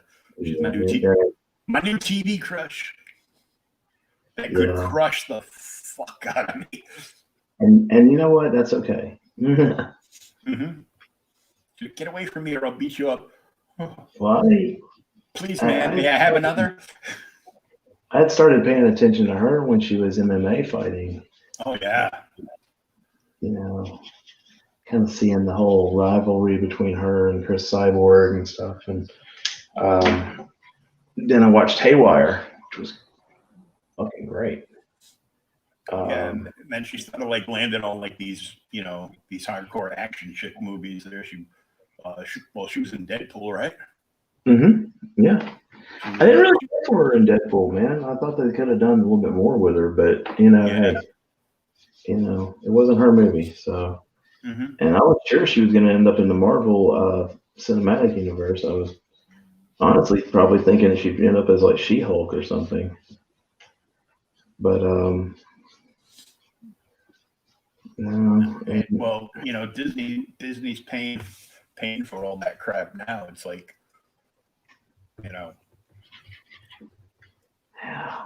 Kathleen Kennedy needs to go suck a dick somewhere and just fuck off, because she's it would probably improve her, honestly. She is a complete piece of garbage as far as I'm concerned. Well, I was already of that opinion, during. I was of that opinion, well over like a year or two ago. So yeah, when Last Jedi came out, I was like, who the fuck did this? Yeah. And now these new series, like the High Republic and stuff. Yeah. The woman she hired, she goes, I hired a strong woman of color. I go, yeah, who is racist as fuck. Yeah, I can't get into the High Republic. I bought a variant of like the first issue, and then they turn around and do the Adventures of the High Republic. So they do it like in cartoon flavor, and I'm like, nope, I'm all set. I got that one, and I'll wait like a few months to see where it goes, and if it goes. So like if I paid like, it was like a 1 in 10, and it cost me like $20 because the bigger smarter stores keep an eye on stuff when it's blowing up price wise, and they'll sell the regular covers for cover price to their customers, but if they want like a variant or something that's like blowing up and hard to get, going for like $35 on eBay, they're still going to charge you like $20 for it. It's like, look, we all know you're just buying these things to either get them graded and flip them or just flip them. Yeah. So, because they walk in and they, it's like the 90s speculation all over again, when people walk in and they just grab a stack of like one issue, go up to the counter and put it down. And then the owner grabs that stack and puts it under the counter. Goes, yeah, can I help you? Oh, I'm buying those books. Now you can buy one of those books. That's why there's a sign underneath it, one per customer. It's because if I want it, he goes, if I wanted these sold on eBay, I could do that myself. Yeah.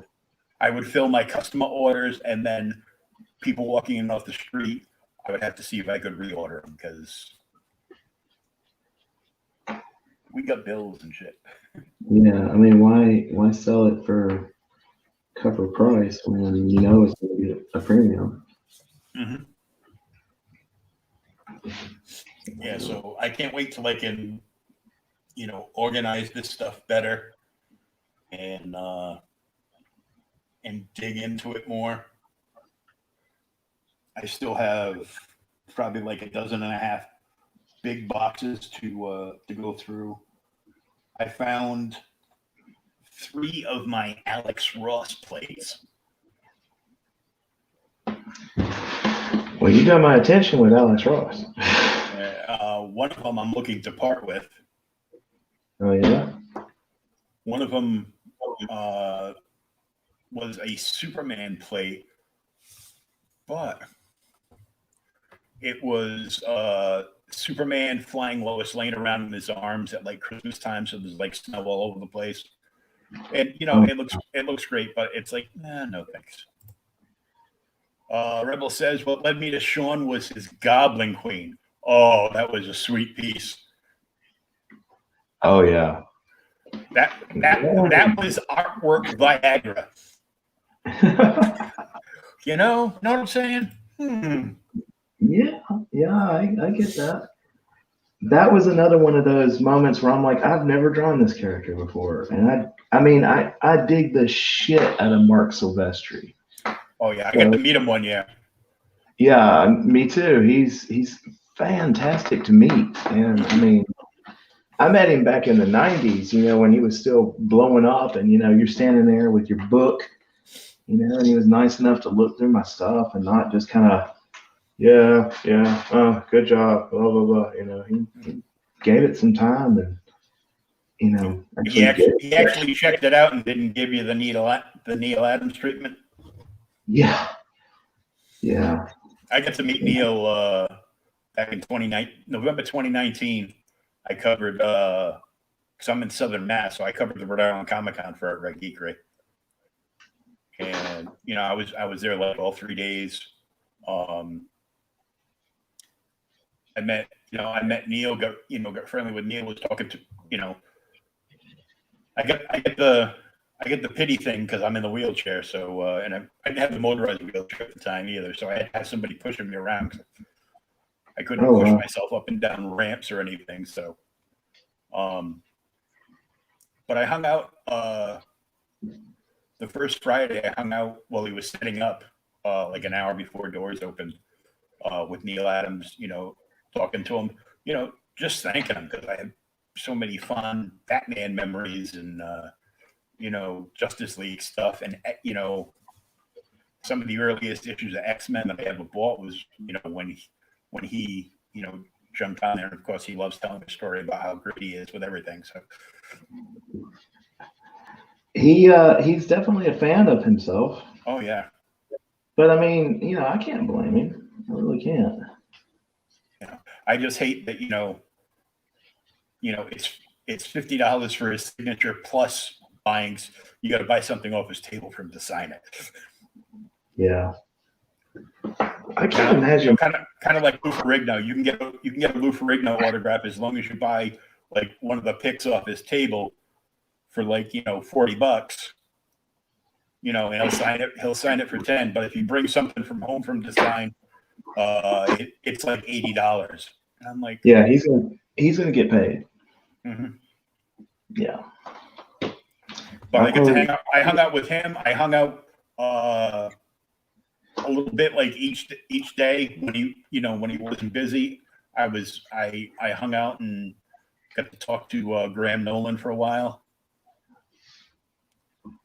Bill McKay, Christopher Priestley, that's back on the Vengeance of Vampirella series for Dynamite. Tom Mandrake from his 90s Spectre run there, which was like fantastic. Mm-hmm. Mike Grell, and a bunch of indie guys that were just there, pushing their wares and doing commissions over the weekend and everything. It was pretty cool. But I basically spent the entire time in Artist Alley. That's what I do, and people be, I'd run into people that I know, and they'd be like, "Oh, we're gonna go upstairs and get an autograph. You want an autograph? You got money for no?" I go, "No. Why would I want to give millionaires my money when I would rather give it to the creators that created the, characters that, forced those millionaires to spend, 5 hours a day in the gym pumping iron so they can not look like slobs in spandex superhero costumes." Yeah. And that's something I've run into. I haven't run into it personally, but I've had friends who've done some of the larger shows like the Wizard World and those shows, and they're like, it's great because people come out for Mark Hamill or Chris Evans or whatever like that, whoever's going to do the show, but they were like, it kind of sucks because people spend all their money on those. So, by the time they get to Artist Alley, they don't have any money left. No, they don't. They go in for the celebrities, and I mean, Chris Evans charges like $800 for a sig now. Yeah. I'm like, come on, dude. Yeah, we remember you've got all that Disney money. Plus you're a paid guest of the convention, so they're paying you, and it's just crazy. Yeah. Did you see that they're bringing back that rumor about they're bringing him back again? Mm-hmm. There's talk that they're going to have him redo his role as Johnny Storm, and then there was more rumor that they're going to have Jennifer Lawrence as Sue Storm, which I'm fine with seeing Jennifer Lawrence in a spandex FF costume, because that would be pretty sweet. So I got no problems with that. But what I had just read today, and I don't remember where I read it from, so God knows it probably came from We Got This Covered or something. Someone's bullshit. Yeah. But they're actively discussing Cap 4. And, I'm down, man. I think he does a great job as, Cap. Oh, yeah. I'd like to see, Robert Downey Jr. come back. Because, I can't think of anybody else who should play Tony Stark but him. Yeah, I know. I think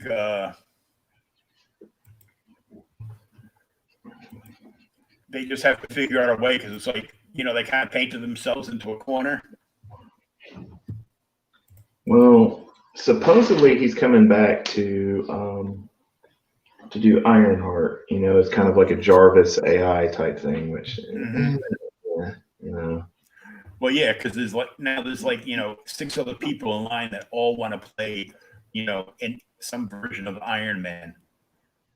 Mostly, the all-female version of Iron Man. Yeah. Because you got Pepper's costume, which is for defense only. Daniel-san.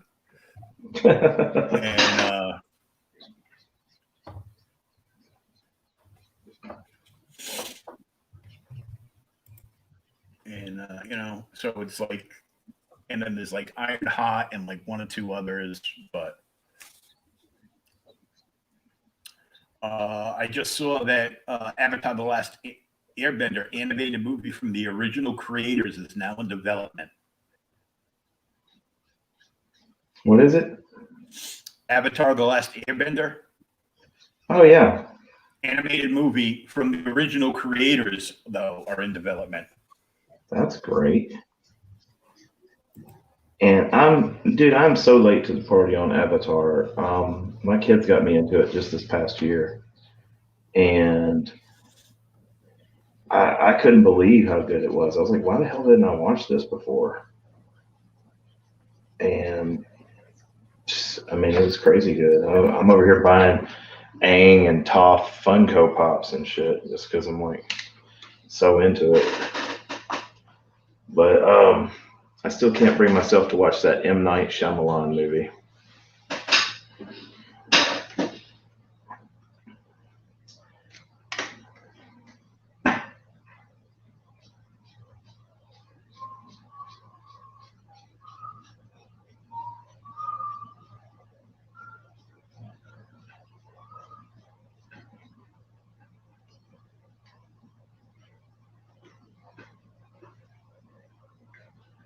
I'm trying to figure out if she's looking a little too masculine.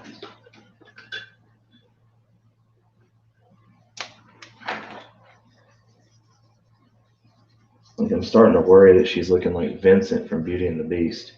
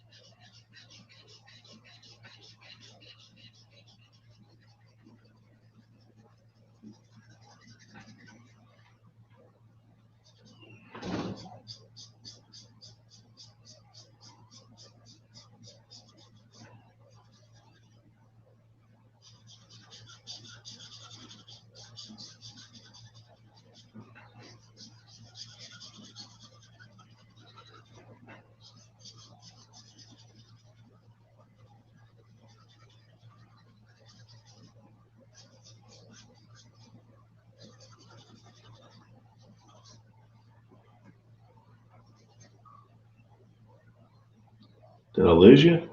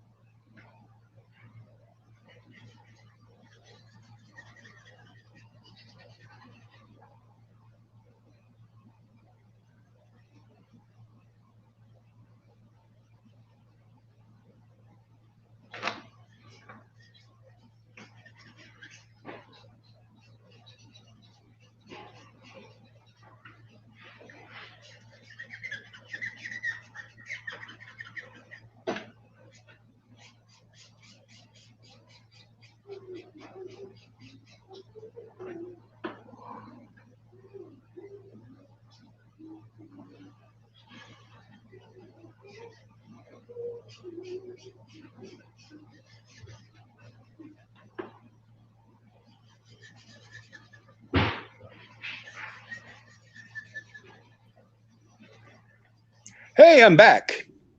I was like, what the hell? My interwebs went out, and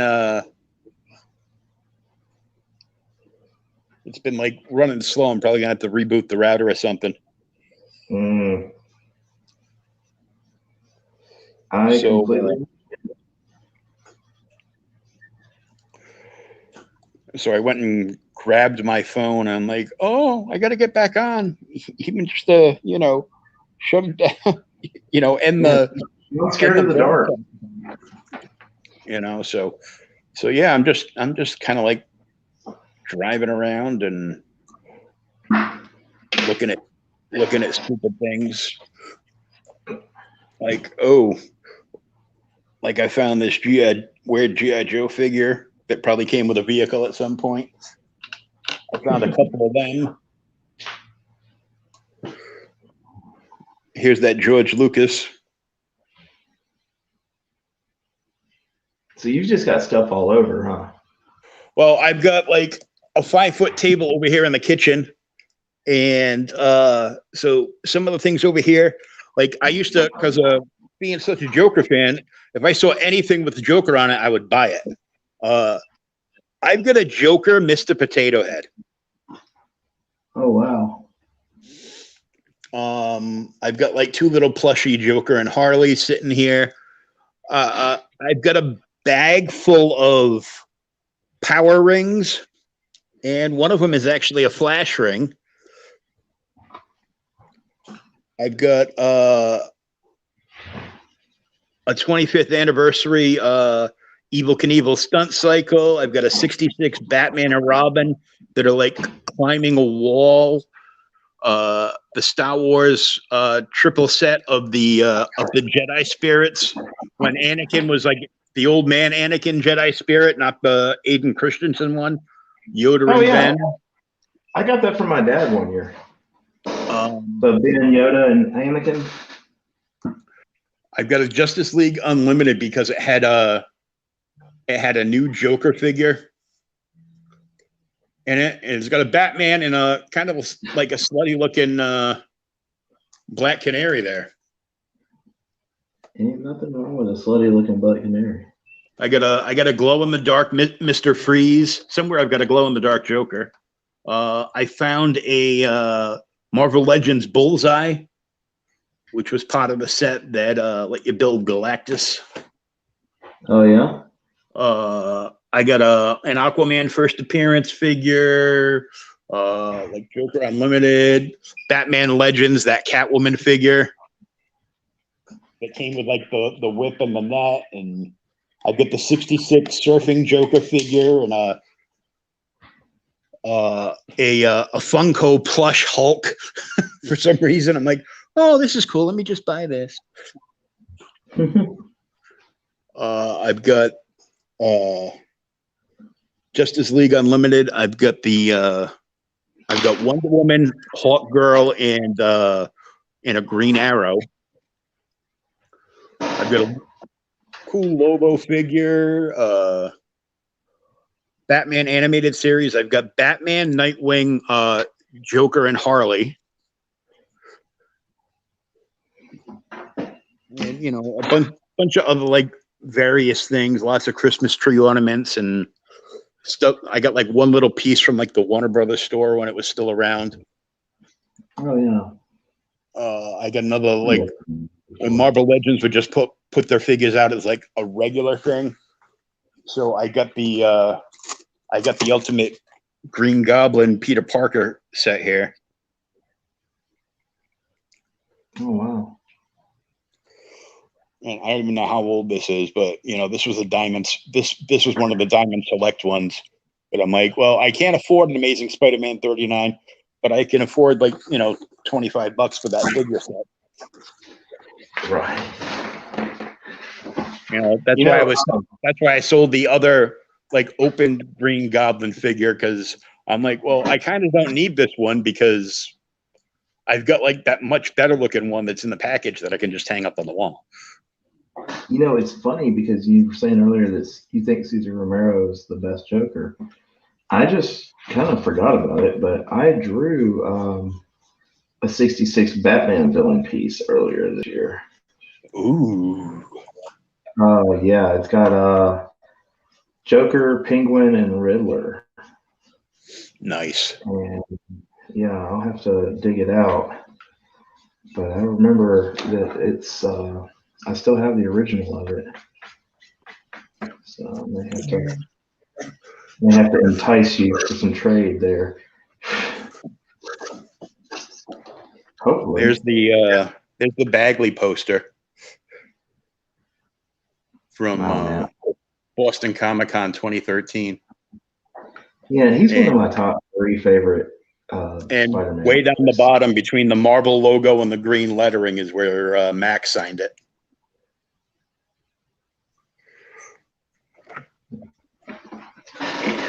Let's see. I gotta realize that he's not one of my top 3, but he's definitely one of my top favorite Spider-Man artists. Yeah, I've got this black and white Heath Ledger that David Casey drew. Oh, wow. And then I've got this great Spock that he did. Oh, wow. Which was supposed to be a gift for somebody, but they never got it. So I'm like, my Joker piece was over here. I don't know where it went. The face sketch from Batman Day, but I got to meet this guy, and I love this Scarecrow cover that he did.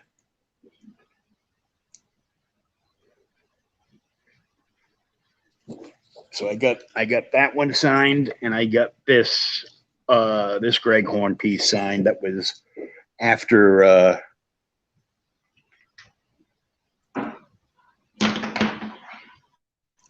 after the aforementioned guy who is his own greatest fan.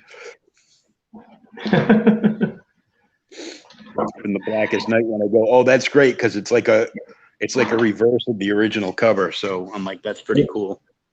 And let me clarify, when I say that about Neil Adams, I don't mean it necessarily in a bad way. You know, he's Neil Adams. He can be that way. Oh yeah, and this is the Team Seeley Batman jam poster that he did, that he signed for me. That's gorgeous.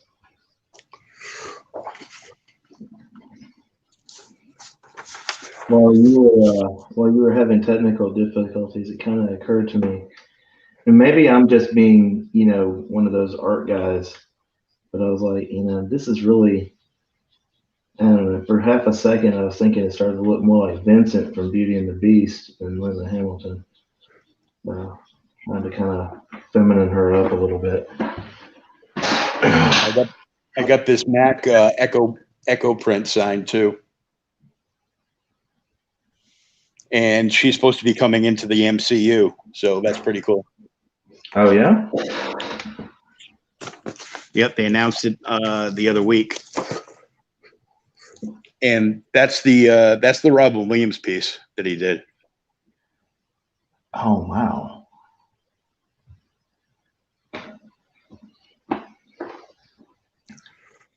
And I had like an original Joker sketch over here, but I don't know where the hell it went.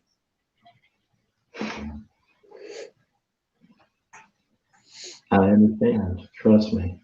Oh, and here's Linsner's very first sketchbook. I scored this one on an auction the other day. It's not signed yet, but one day.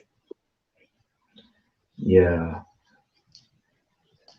God, man. I remember being a fan of his when I was a teenager, and of course I had to kind of sneak a couple of copies of Cry for Dawn and stuff, just because it's not that it was terribly bad or anything. It's just that trying to explain that that's comic books to your mom didn't really go over so well. Yep. She figured it out eventually, but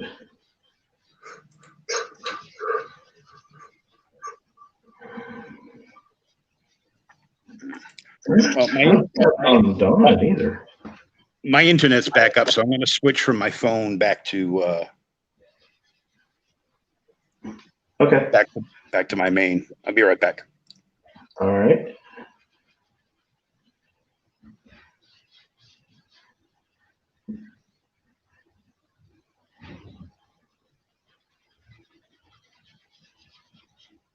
So this is the part where y'all are stuck with me.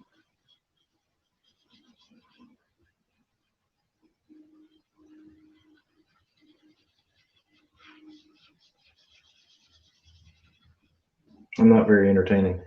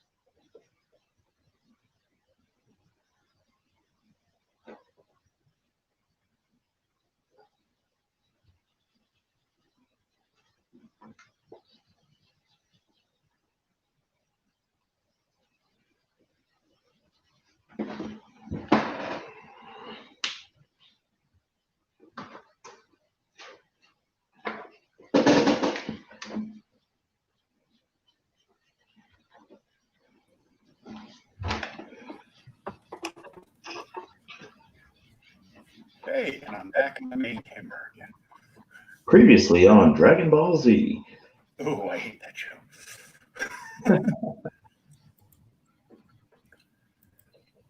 It's just, I got into watching it because I was getting off work from clubs at like 4 or 5 in the morning, and it was on TV, you know.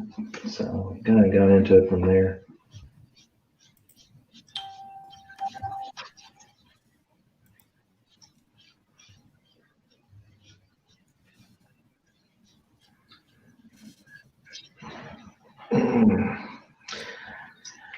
So hey man, I'm gonna get your opinion on something because I'm looking at it too much.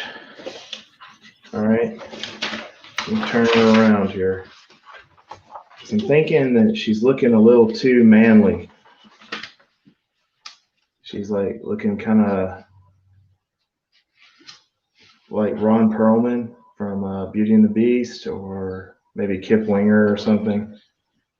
Maybe I'm looking at it wrong. I don't know.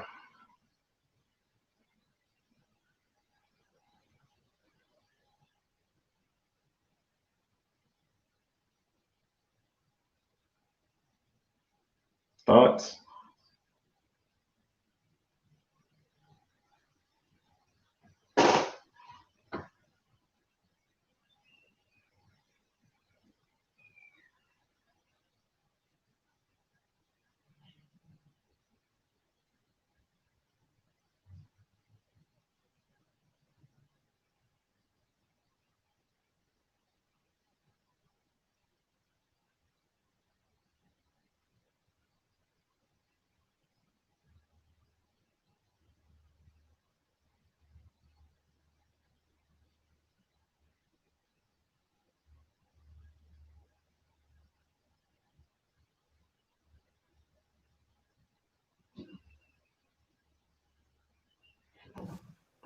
I was like, why is he just staring at me in that funny tone of voice? I'm like, oh, I'm muted again. Damn it. Yeah. So that was a great conversation with myself. Right? I was like, damn, man, is it that bad? I just think it's like some of the shading went like a little too dark. Yeah, I think so. I think when I go in and add some white color pencil, it'll free her up to where it looks like a shadow and maybe not a 5 o'clock shadow. Mm-hmm. So I think she'll be all right. Yeah, because she's like in your reference. There's a she's a lot lighter. There's a fairly big light source on like her right side. Yeah. Look at me sounding like I know what the fuck I'm talking about. Dude, you know what? I mean, I would rather get. I like getting critiques from people who don't draw and stuff like that because they're the ones who buy it. You know, they know what they're looking at. They know what they're looking for. So, I mean. Well, it's tough to do too because it's such a dark piece to begin with. So. Yeah. But I think if I lighten up, which, it's usually counterintuitive to lighten things up, but I've got some white color pencils that I can add into here to kind of lighten up her shading. Mm-hmm. And then maybe smooth it out with some lighter flesh tones. So I don't know if it's translating well to the camera, but worst case scenario is I'll start over on her. Yeah. Someone asked me why I don't do tattoos, and this is the reason why. Because I can't start over. Yeah, I can't go, hey man, wait a second, this is looking kind of bad. You got another arm? No regrets, that kind of thing. Oh God, that used to crack me up. Yeah. I know a ton of great tattoo artists, and I wouldn't want to deal with what they deal with if I had to, Mm-hmm. Because I don't really like people. Yeah. I mean, well, it's not so much that, it's that, like, I can remember, because I thought about it for a good long time of being a tattooer, and, because it's a lot of money in it. And I noticed that I would go up to the shop and there'd be all these people just hanging out like it's a fucking bar. But they're not. I mean, it's not a bar, and they're not getting any work done. So, what the fuck are you here for? So, who knows? And, yeah, the guy that was all up on me about the 18-inch crow just hit me up in the auction asking, would you do 60? I'm like, I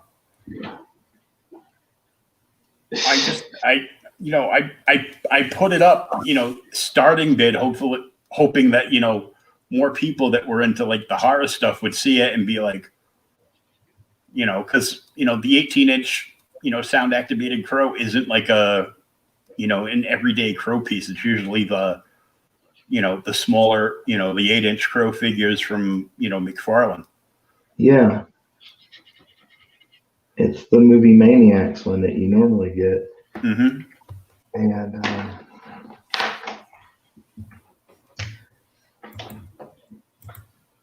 the 18-inch crow is pretty cool. If I remember. And not just that, but it's a NECA figure. Yeah. It's an early NECA figure, so it's like, this was one that I was like, considering, just ripping it out of the box and keeping the damn thing because it's so badass. Yeah, it's fucking awesome. I figured, well, if I sell it, even if somebody only gives me like $75 for it, it's going to be like another like $25 or $30 to ship it because it's, so oversized. Yeah. So it's going to be like, a FedEx shipment. So I'd have to, send my helper with, with this to go to, the FedEx or the FedEx store or the UPS store, whichever one's closest. Because,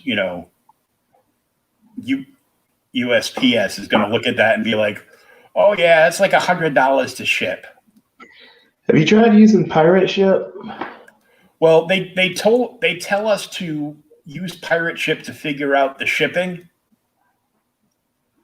Mm-hmm. But then, mail, most things you can send, USPS, using anything oversized, you need to go to like the FedEx store to send it, because that's who's giving the best prices right now.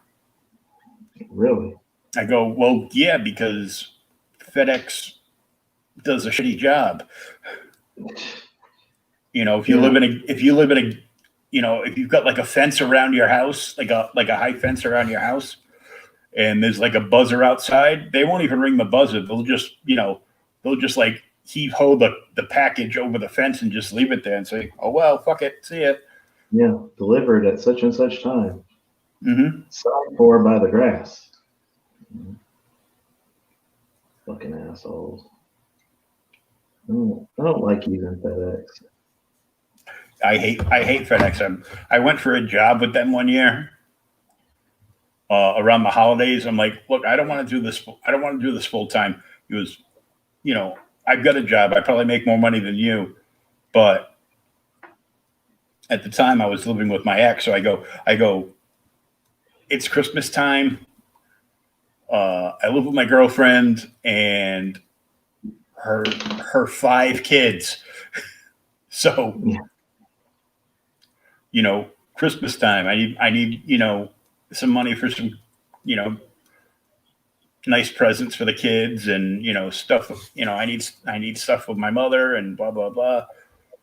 Yeah. Which is well, it's just a seasonal thing. And then they keep you there for like 6 hours. And then after that, they tell you, you need to not work if you have a regular job, you have to put in for like 2 weeks vacation, and you have to report to Boston, north end of Boston, to their training facility, and they need to train you on how to drive their trucks. And if they don't think you're doing a good job, they're just going to cut you loose. I go, wait, so I should give up like $2,000 a week to maybe get a job with you for like, $17 an hour for like 5 weeks at Christmas? Fuck that shit. I flipped out. I said, thanks for wasting my time. You guys are fucking douche nozzles. And then, one of the managers came up to me. He's like, whoa, whoa, whoa. Take it easy. It's just not for you. I go, you could have told us all this crap at the beginning instead of having us take like 6 different tests to pass and then telling us at the very end, if we don't select you, we're sorry. It's just we can only choose a certain amount of people. Bullshit. And then tell us that, we have to quit our day jobs to for go a season. For a season, for a 5-week seasonal job, driving for you guys, and then we have to go and pass a test. I go, I've already got a Class 2 license. I think I'm good. I drive a truck almost the same size as one of your delivery little vans. I'm not really worried about it. I'm like, so for that reason and many other reasons, like I've seen FedEx guys, like I've seen video of FedEx guys that were like delivering like new TVs to people at Christmas. Just kicking them, getting up on top, climbing on top of their van when they were gated, instead of like, ringing the buzzer for somebody to come out and get it. And they would just like reach over their fence and just drop it on the ground. Oh, wow. And I'm like, dude, these people ordered this because it was a good deal online, and you just dropped and broke their TV that they're not going to be able to get back on.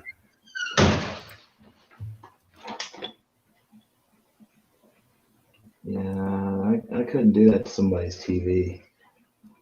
I mean, when I've worked in shipping and stuff like that, I've punted a package or two, but nothing that looked like it was a TV or anything fragile. Yeah. Well, we used to do that. I used to work at Bradley's, and they used to treat all of us in shipping and receiving like garbage. And Yeah. one of the guys, it wasn't a good idea because he had just got out of prison after 10 years. And he was like 6'9", like 270. Jesus. And he was a beast. But every time a new truck would come in, they'd make us pull out the flex track. Just to, we could pull pallets and rip down pallets quicker without the flex track and, be done like 6 hours earlier. But they wanted us to, like waste our whole time and not be done with the truck so they could blame us for that in the morning too. And I'm like, no. So we used to, get all the homewares, like all the dishes and stuff and be like, careful, fragile. And we whip it down the flex track and they get almost to the end and it would like tip over and you had smash. 10 points. So they used to have a cage in the back of ship, like an office sized cage in the back of shipping for damages. 1 week after one of the bosses for Bradley's at the time, grandson, who'd never worked a day in his life, and they're like, take that store and you got to manage that store. You're in charge. Okay. And they told him he could say anything to anybody, he wouldn't get in trouble. So he started getting in our faces, poking our chest and being like, what are you, retarded? I told you what to do. Now get it done. Well, the big guy in shipping didn't take too kindly to that. And they used to get what we would call the Portuguese furniture. All the press board, sawdust, ghetto furniture, ghetto welfare furniture, people that were, living on a budget. That's all they could afford. So he goes, and I want all this stuff on the floor, displayed properly. And the fire marshals coming in again, because at Christmas time retail, they'd have you stack everything up to the ceiling. Then the fire marshal would come in and cite them. And they make you take everything down, and 10 minutes after he was gone, they'd make you put it all back up again. You're right. So nobody was buying any furniture that year because it was all like overpriced and never went on sale. So he started calling the big guy, what are you, retarded? Is anything registering in that big skull of yours? Blah, blah. Next thing you know, boom.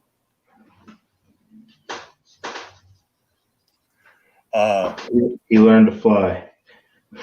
He didn't learn to fly, but the big guy turned around and crushed every single piece of all 3 pallets of the press board furniture that came in. Oh wow! I think that store lost like $1.5 million that year because every time that kid like crap talked one of us, a slew of items would be chosen to be crushed in the compactor. God. I never did it, but I watched it being done. Yeah, it was entertaining as fuck. Yeah, so the same kid that wants my oversized NECA figure for like a song and a dance just posed interest of my one of 15,000 X-Men the movie mutations, from the famous covers stuff that they used to do, and it's got the classic comic book Toad and then the movie version of Toad. Oh, the Ray Park. Yeah. So he gave that he just gave that a thumbs up, probably hoping to, hey, would you take this for that? After everything's over, but I don't know. I haven't. We combined some shipping. Let's see.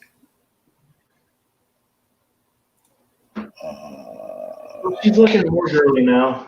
So I'm happy. Ish. Hey, what am I doing up there by myself? Oh, there we go. I'm here. Oh, I must draw the camera. Am I? Huh. Let's see what's going on.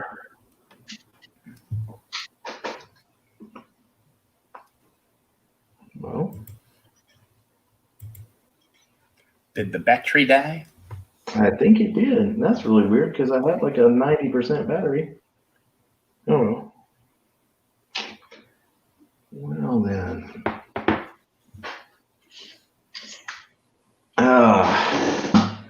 Well, I'm going to take this opportunity to head on out then. Yep. We're gonna end this, and Sean's got more work. Of course, you can reach him at Shawn-Zilla Art on Instagram. Yep. And you have a chance to purchase the original for Satakana, or you can actually pre-order signed prints for when it's done from him as well. Right. Everything I do, unless it's a commission for somebody, it's available in a print catalog. Generally, if it's a commission, most people don't care if you put it in a print catalog, but I always make sure because they're paying a lot more for that than that, than people for print, and I don't want them to feel like I'm ripping them off. But yeah. So this is where Sarah's at right now. I'll be working on her as we can, trying to kind of get her finished as quickly as possible. If anybody would like to go ahead and claim this one, it is available for pre-claim, but it does have a lot of work left to do on it.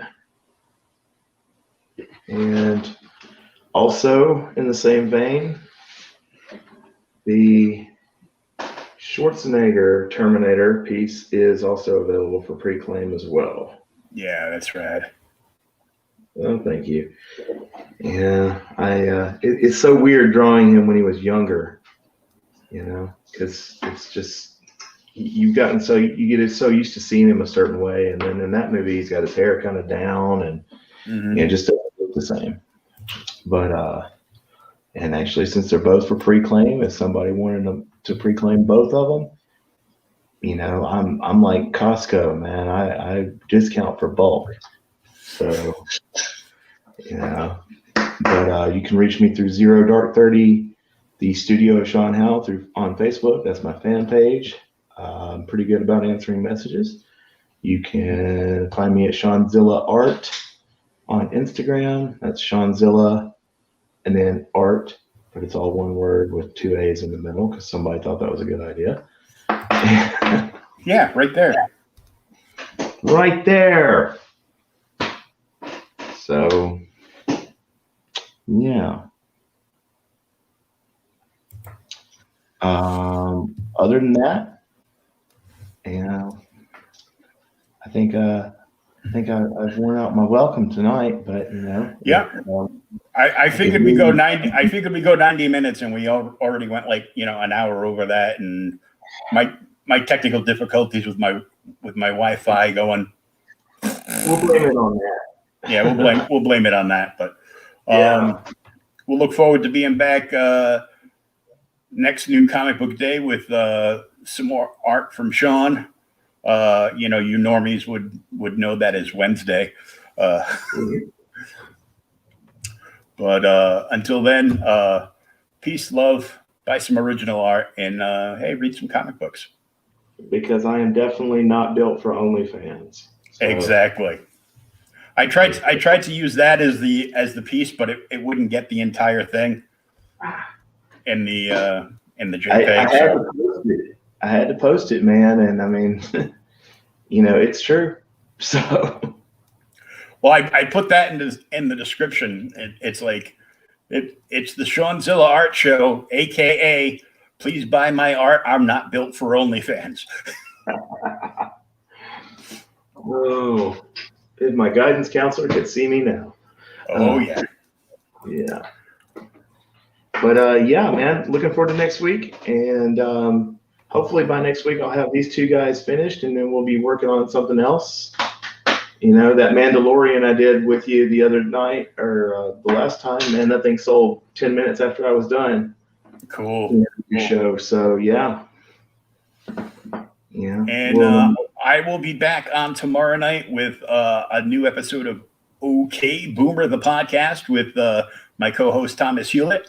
And this Thursday, we are tackling the first 2 issues of the best written miniseries ever for DC Comics, Kingdom Come. We're doing the first half of Kingdom Come this Thursday and the second half next week. Like I was telling Sean earlier, I found a bunch of my Kingdom Come action figures from DC Direct, and I might show those off during the stream. They are not for sale. I will absolutely co-sign that is the best ever miniseries from DC. Yeah. The original Crisis on Infinite Earth is like a close second to that, but yeah, I'll do that one too. Yeah. But and until next week, this is Will, and that's Shawn-Zilla, and we'll see you for the Shawn-Zilla Art Show episode 2 next Wednesday night. Have a good night, everybody.